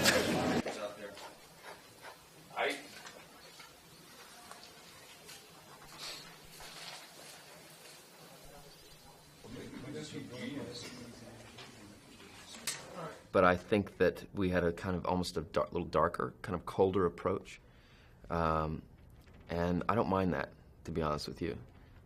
When the movie deals with discrimination and outcasts and things that at one point in everyone's life, everyone has felt like an outcast on different, relatively, I guess, but everyone can kind of relate to that, and it's not always happy. Rebecca, Oh, sweater is all blue. Honey, that wasn't even. That's No. Oh no! Oh, poor guy. I want to confirm that in the movie. Ooh. Ron, Sure. which seat is left or right? What? That was really funny. Oh, I know it was your like fucking mochaccino. It's life. 1, 2.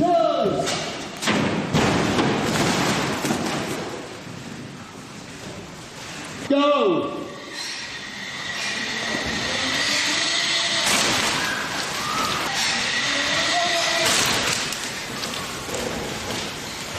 And cut. Everybody absolutely quiet. Sir. It's all acting. I like the overhead one the best. Well, this one I would use for the launch, for the initial, for the lightning bolt and launch. And for his initial launch, then I would cut to This one? some other shot. Then I would cut to the one past Jimmy. Then I would cut to the over the head.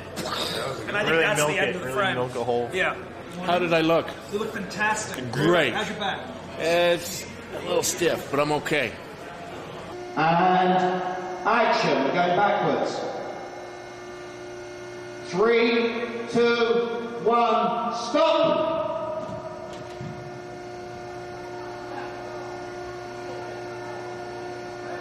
And train.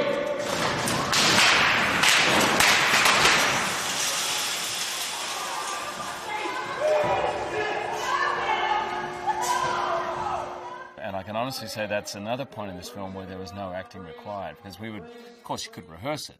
It took a whole night to set up this train carriage. I mean, I called my wife and said, Deb, you have to come down and see this. My wife's done 25 movies, so it's not like a movie set is new for her, but I said, you have to come and see this. And she said, I've never seen anything like it. A complete train carriage before our very eyes, and with us inside it, and packed, just completely rips into two. Train.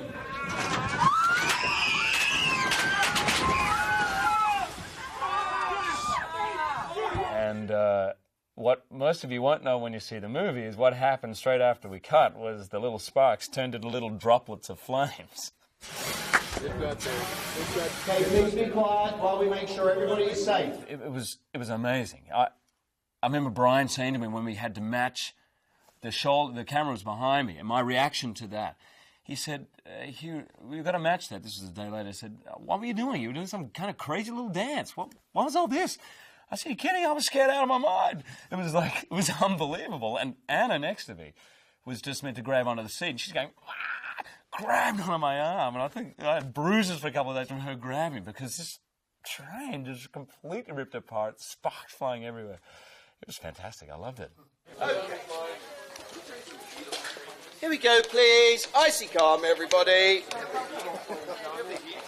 Can't we just get along?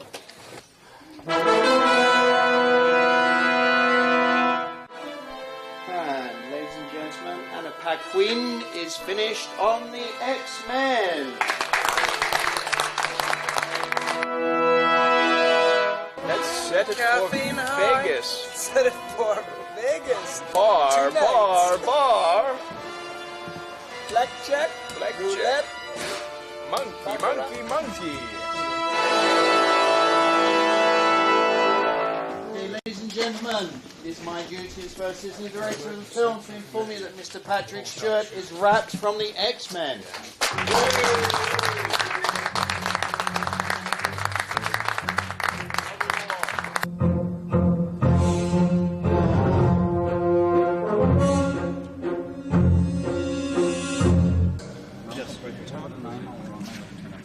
No, you can leave it. Tom Roth Rothman just called and said we're being released July 4th.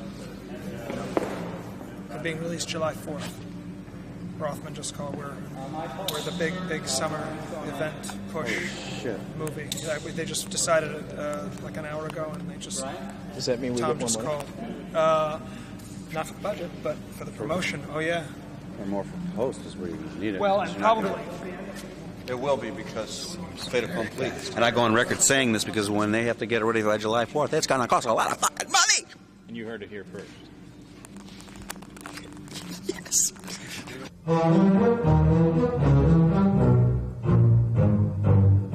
And ladies and gentlemen, Miss Ellison is now finished from the X-Men.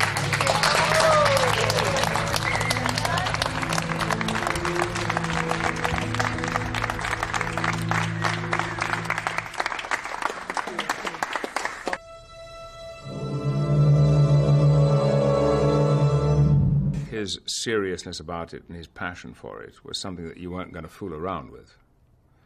And I think if there'd been any sense from anybody that all of this was really a bit jokey, I think it would have, that person would have been terminated immediately. And I was like, I said to Ian, you've got to play it more real.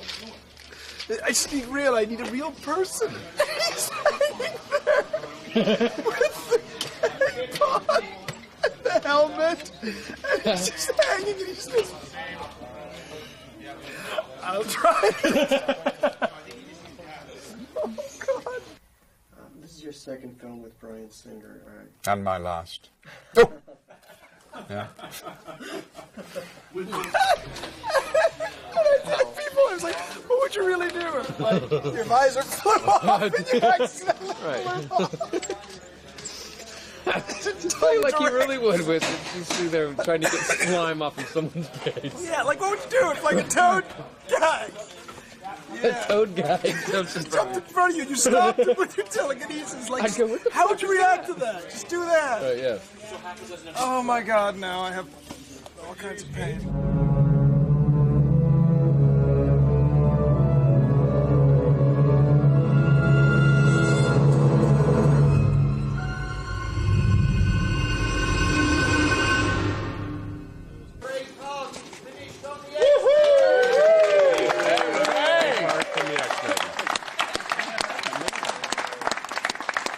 Mr. Jimmy Marsden is here.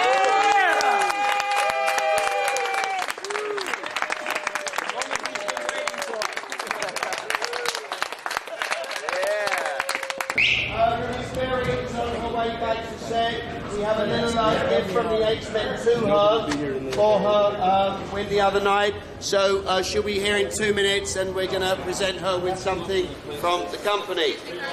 So while you're rapping, she will be here in a moment. That's what she's here for. She knows nothing about it. Thank you. Thank you. Hi, Hallie. For she's a jolly good fellow, for she's a jolly good fellow, for she's a jolly good fellow.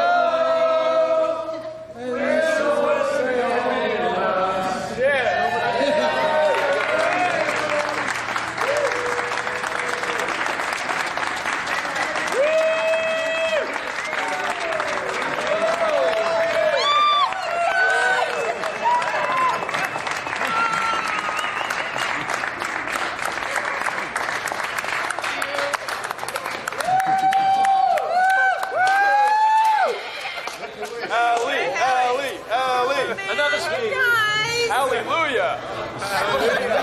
We couldn't get the I big don't want to cut it. You just take it on like that.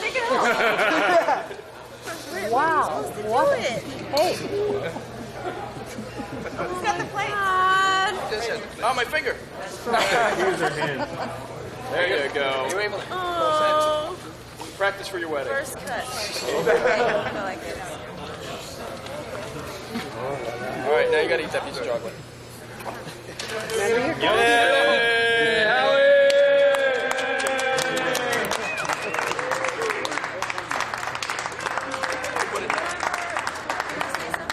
I'm not gonna make a speech. Give it the God, give it the God, Mike. You all speeched out. I'm all speeched out, but hello? I just want to tell you guys that never before have I worked on something and I felt so much love and support by the cast and the whole crew, and not that being allowed to go and everybody being so agreeable and wanting me to go have my most prized moment has meant the world to me, and this is icing on the cake. The love that it's shown me, it means so very much, and I'll never forget this experience. And all of you are a part of the proudest moment of my professional life because you were all with me, and I knew too. Thank you very much.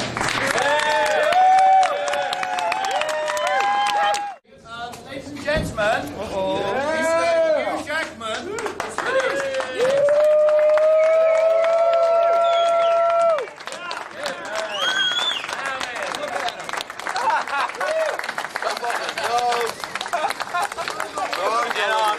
On behalf of my wife and I'd like to donate my nose plugs to medical research.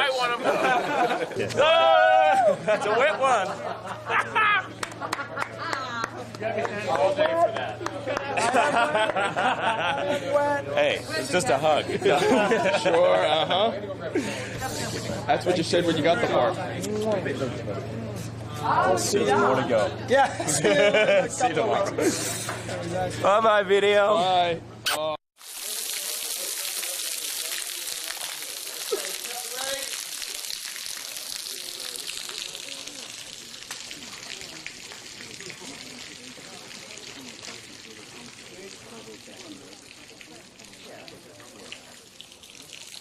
Okay, if the last drop tumbles. Brian, are you done? Yes. Is it yours?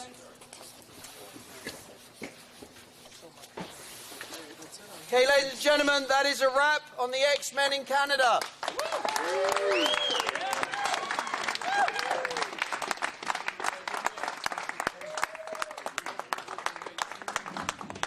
On his back. Oh, Dave. Real careful what you're reading. Turn it up. Louder, David.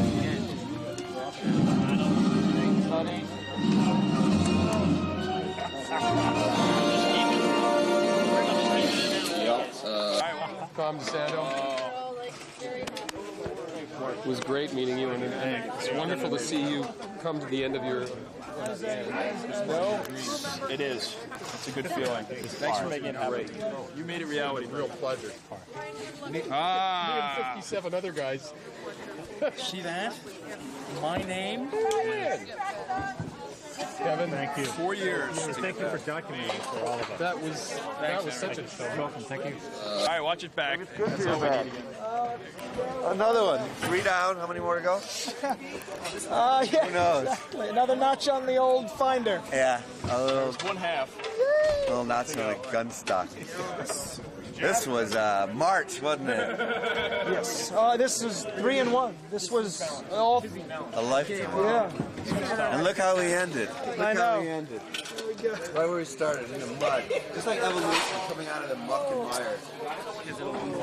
To a new species. How we all feel and right then now. back to the mud. Very cool. I'll race you to the airport. Yeah.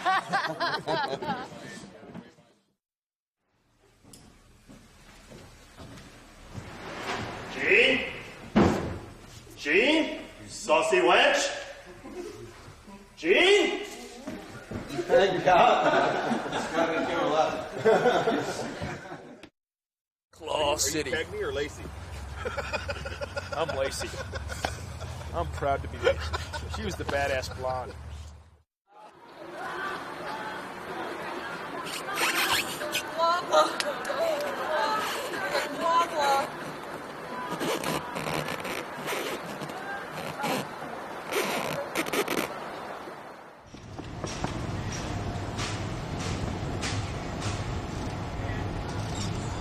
Can we run? We're gonna run camera. Hey, come on in. 'Cause I got something to show you. Come on in. God. This is not yours, by the way. This is Oscar's.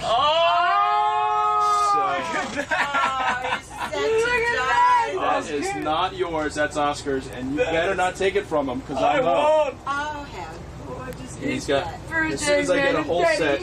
That is brilliant. Of course, Marvel. I've been calling. Oh, we don't have them yet. So I'm at the Shrine Auditorium yesterday because me and Tyler went down there to talk. We're selling them illegally there. Oh, get out of here! I love it. You're the producer. You couldn't get That's it. right, You had to go to the illegal I went place. to the illegal place. I love that. That is hysterical. That is amazing. Hey, you've made it, darling. You're a toy. John, look at the monitor. Oh, you can't look at the monitor. Oh, that was cute. We'll flip the monitor in a second. Oh my god, we don't even need Famke. Let's just use the doll. Look at that. Oh. Baby. I'm so sexy. This is what X-Men do to you. Get the baby. Before. You remember that? Nick, just keep it hanging out. Charles out there. Oh, I want to hang it.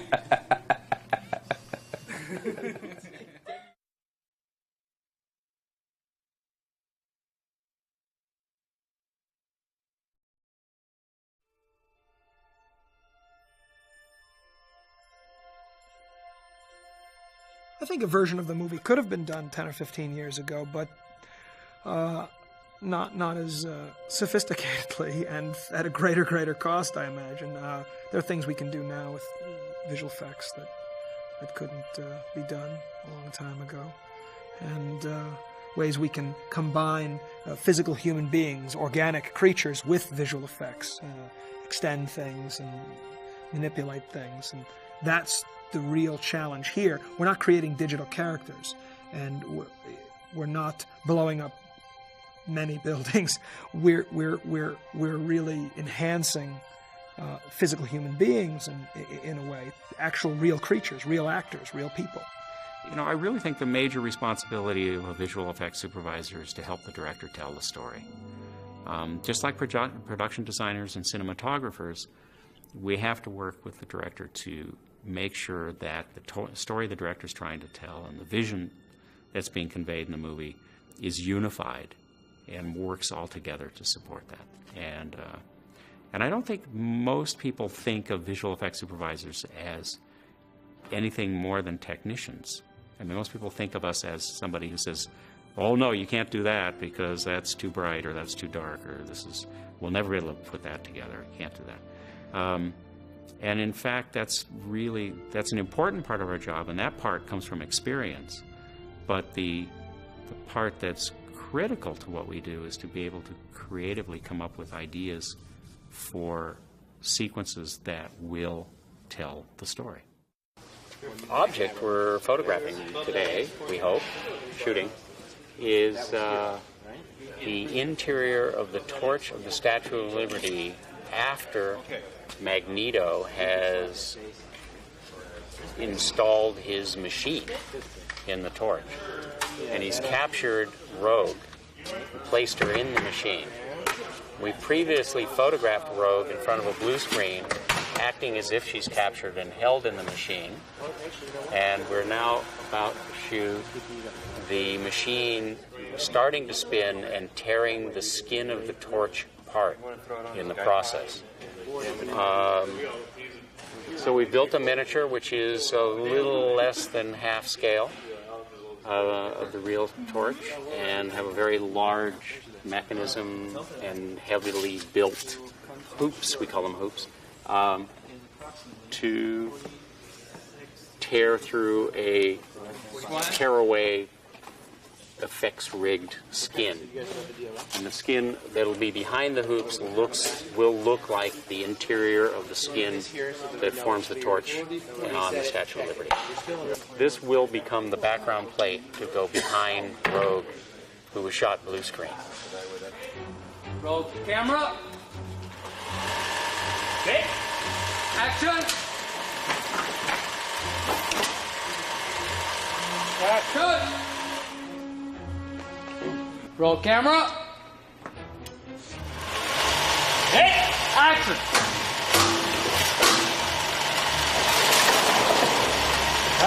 Cut. And play it back. That was weird. How do I play like that? Oh, it's kicking off the Check top. your lights. what happened is one of the lamps got bumped and hit right off of that. right on the shower head. But you still, I think you still have some. All we need is. You just have it. Yeah, well, we're at 48 frames, so we might have. That happened right. I mean, I have no idea how that happened. Okay, well, that's fine. That's good. We're good. We are using just about every technique there is available right now because that's the kind of film it is. It's about the X-Men. The X-Men all have different powers. Storm can control the weather. Cyclops has the beams he shoots from his eyes. Magneto can bend metal and contort things and fly because he can use his magnetic power to resist other metallic elements and raise himself in the air. You know, Logan/Wolverine has claws. Rogue can very subtly steal other people's powers or their life force. If she was to stick around touch them long enough, she could, they could die. And we're certainly using it all, and the list is pretty long, so I don't think I have to get into that. But I think we're taking an approach which is maybe unique these days in terms of telling a story when you're dealing with big action heroes. There are a number of times in the movie when Mystique transforms into other characters. And we're trying very hard here to not do a two-dimensional, for lack of a better term, morph. Many morphs, even when they're three-dimensional, look it's not much different than a two-dimensional morph because you're simply taking one object which is two-dimensional on film and replacing it with another object which is two-dimensional on film. And you can do some strange shape shifts and things to try to give it a 3D feel, but generally, it looks like a morph. A morph is a spatial transformation as opposed to a dissolve, the traditional film technique, which is a temporal transition, just happens over time. And morphs are spatial, in which two different shapes are brought into congruence so that one shape and the other shape fit together, and then the surface is changed. And it's traditionally done as a two-dimensional technique where you create essentially a mesh that fits over each of the different characters you're doing, and you bring the two meshes into alignment. Then when you animate the two meshes and they're pulling the image together, it looks like you're transitioning from one image to another, but it's only working on the filmed image. It's not working on the image in 3 dimensions.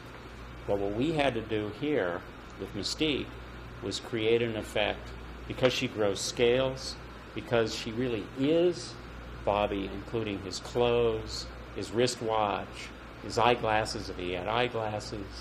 Whatever he's got on his body is created by Mystique. So, unlike some other films where you may see her transform and she'd still be wearing his clothes, she creates the clothes as well. That's what she can do. So as he walks forward, he has to change in size and shape, in profile to us, and he also has to propagate scales, but these work in 3 dimensions. They come out on the sides of his arms, they come out in the foreground of his arms. So there's a 3D model which has to move in perfect sync with his model.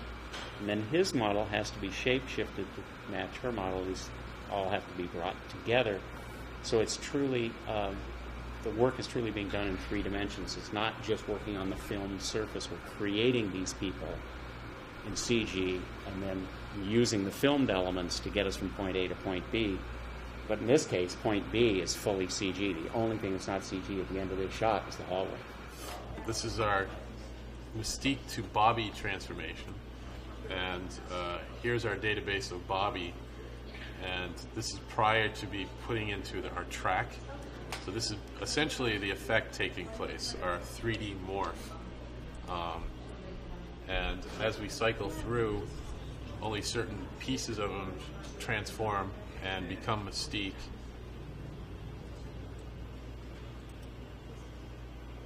And as we cycle through, it slowly becomes, Bobby starts turning into Mystique. He starts getting different body shape. So this is our 3D database shaded. This is phase 1 of the effect, where we do the actual shape shift. Phase 2 is when we get it into the track, and then we apply her scale animation to it, which is all 3D animated geometry. She has something like, I think we're close to about 8,000 scales on her body, and to animate all those scales at once would be a very time-consuming process. So using luminance values that we extract from these maps, which become the texture maps, where it drives a cycle animation on the scales. So basically, as it's wiping down her body, it triggers the animation of the scales just flying out.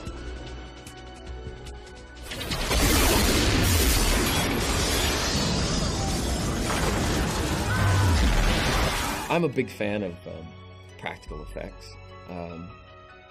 You know, CGI I think is cool, but I think if you use it as sparingly as possible and only when you need to. And I was, you know, and they're like, well, but you wouldn't have had an optic blast if it wasn't for CGI. And I was like, I know, but you know, but I think it looks cool. I think it was great. I think it was good that he could that there was a range to it. That, you know, that like it could be this concussive beam of force that could blow the roof off of a train station, and also be, you know, razor thin. The beam has the force of a hugely powerful flow of water. It is not a laser beam. It doesn't blow things up by heat or any kind of incendiary action. It blows things up by the force of itself hitting them. It's like hitting somebody, blasting somebody with a series of cannonballs. So in the train station, when he's in the train station, where we earlier did some video coverage of us blowing up the train station roof,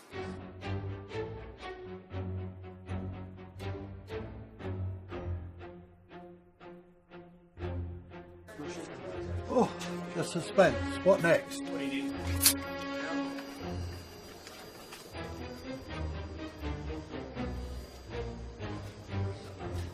Roll it.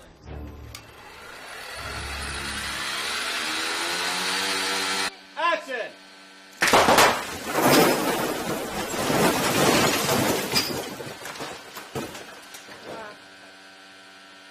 Cut it, please. How'd it look? What? It looked great, but it was tough. So this is the element that when he first opens his eyes, this is the element we're using to bring the colors of red and white and the heat, feeling of heat and the feeling of forward propulsion out of his eyes. It's an element that looks like this. When the element hits the ceiling, when the beam hits the ceiling, it splashes, just like water would splash against the ceiling and spread sideways.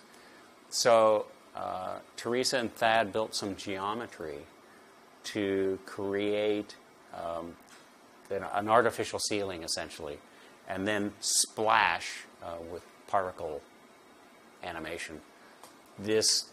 Get this kind of a shape, as if the beam is hitting the ceiling. Right here against black, it looks flat. When you see it against the ceiling, it feels more like it's heading in the direction it should go. Particles are what a lot of people use to create procedural animation. Yeah. Natural phenomenon like falling water, right. Smoke. Dynamics of different sorts. Fire sometimes. Dynamics that you can't get by actually creating a piece of geometry and warping or stretching or manipulating that geometry. So you identify essentially individual pixels which have a path, and they're definable by their velocity, by their mass, you can apply all kinds of attributes to the particles depending on the kind of effect you want. Right. And in this one, we've attached blobbies, they call them, which is basically, in this case, something that would look more liquidy, more molten and such. And so that when it hit, the particles are driving it to the shape of the room. But what's attached to each particle, which is just a location, would be a blobby, or basically jelly ball, and they all glom together as they get close, and they'll separate as they spread apart.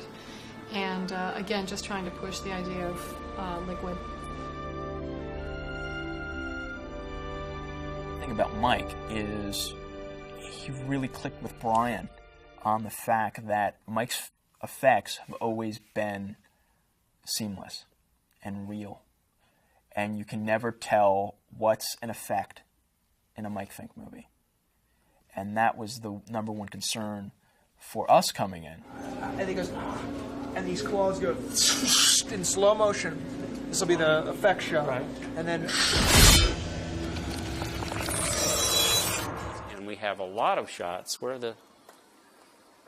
the actors are wearing these, which are Logan's claws, and they really have to be made to look the same. Gee, the lighting in here is not bad. And so it becomes the job of Thad and Joel Merritt here, and I don't know who else is on the Claw crew, to both track the hands in 3 dimensions so that the claws don't look like that. That would be bad, you know, or that would be bad, you know, or even worse would be that, you know. So the claws have to look like they fit on the ends of the knuckles and stay there, stay put. And then they have to match the lighting. And quite a few of the cuts in this film, in this particular sequence, are practical claws intercut with the CG claws. So the lighting and the animation has to be absolutely precise. In this shot, there were practical blade tips already poking out of her back. And he had little stubby blades on here. The shot was never originally meant to show the retraction. The retraction was going to be off screen. So what Teresa and Jamie and Thad and whoever else worked on this shot did, it's a real effort, was to remove the practical blade tips that stuck out of the back and replace them with these CG ones that retract, animate the blades retracting into Logan's fist here, and animate a displacement down Logan's arm so you felt that the blades are running through. If you see this on film, you can see this much more clearly. So as the blades retract, you see that displacement run down the arm, and you get a real sense of that motion back. Without seeing that on the arm, you almost don't see it move because of how it works. So it took quite a bit of back and forth to get that animation to work right and get the timing right, because his motion, he makes a little recoil motion, so you really know when you have to start the retraction. But as you can see, it's almost 2 beats. He goes, and it's like 2 beats. So you have to make all of that work with Hughes acting. And then, of course, light it and do all the things you have to do to make it look like it belongs in the scene. I love to be challenged on a film. I love the excitement of being presented with the, you know, Mike, we need to shoot this, and how do we do it, and coming up with a way to shoot it that, you know, that works for the film. And this film certainly has its, you know, its share of major challenges on a daily basis.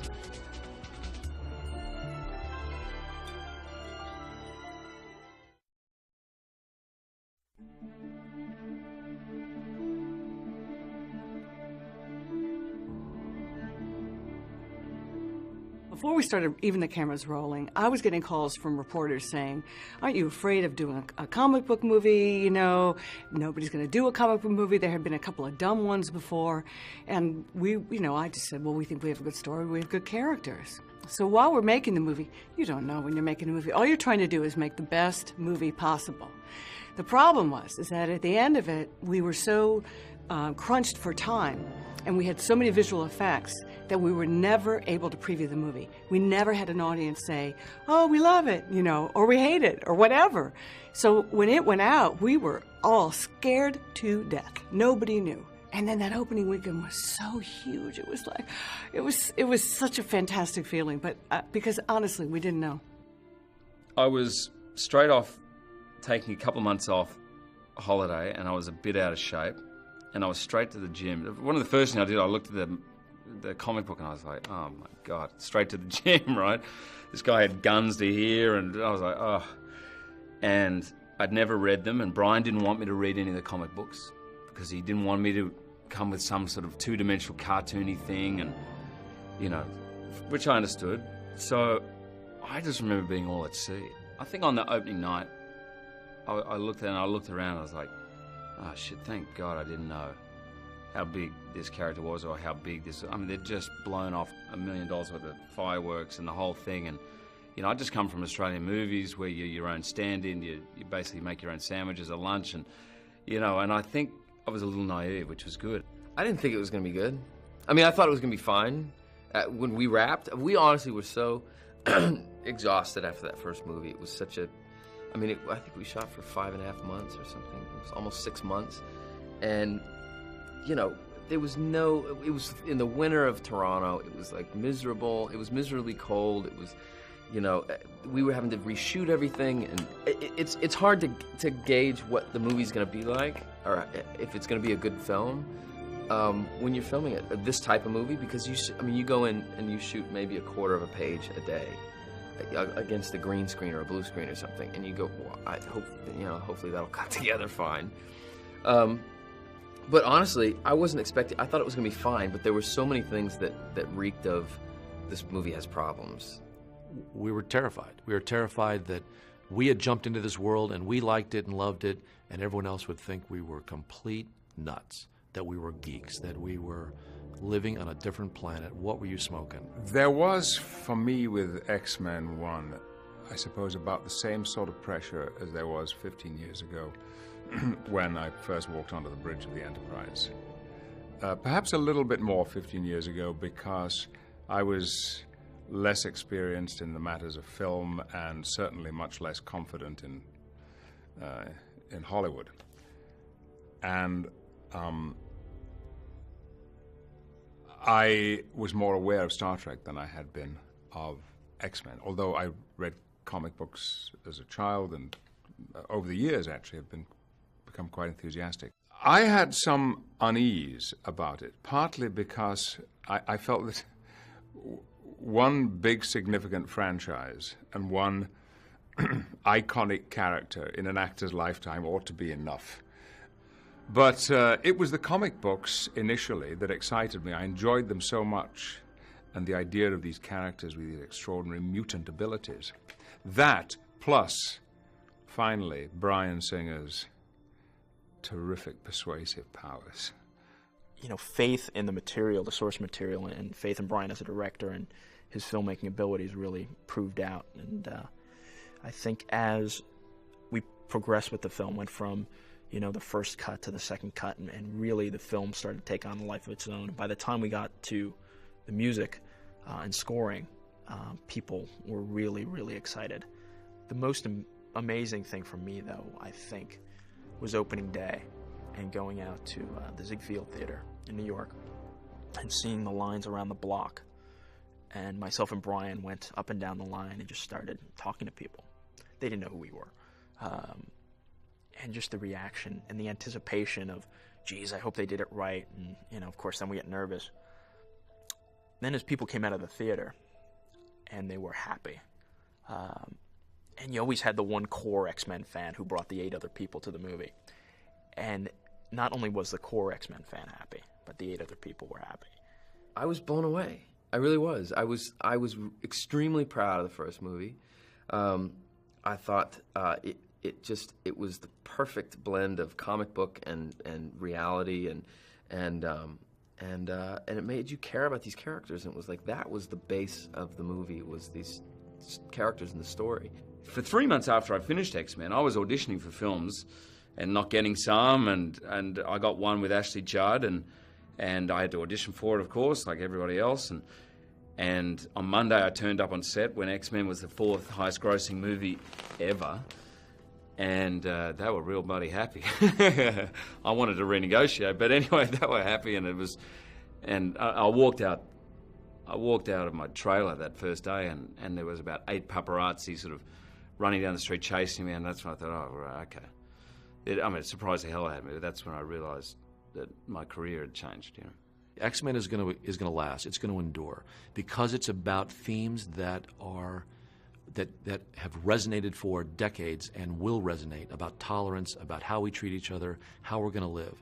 Those things don't go away. I never really, was never really given any kind of clue that, you know, if we do this again, you might be in it. Like, I didn't really know. I mean, I assumed that, actually, I never really thought about it too much until people were like, hey, are they going to make a sequel? And I was like, you know, right after the movie came out, I was like, I don't really know.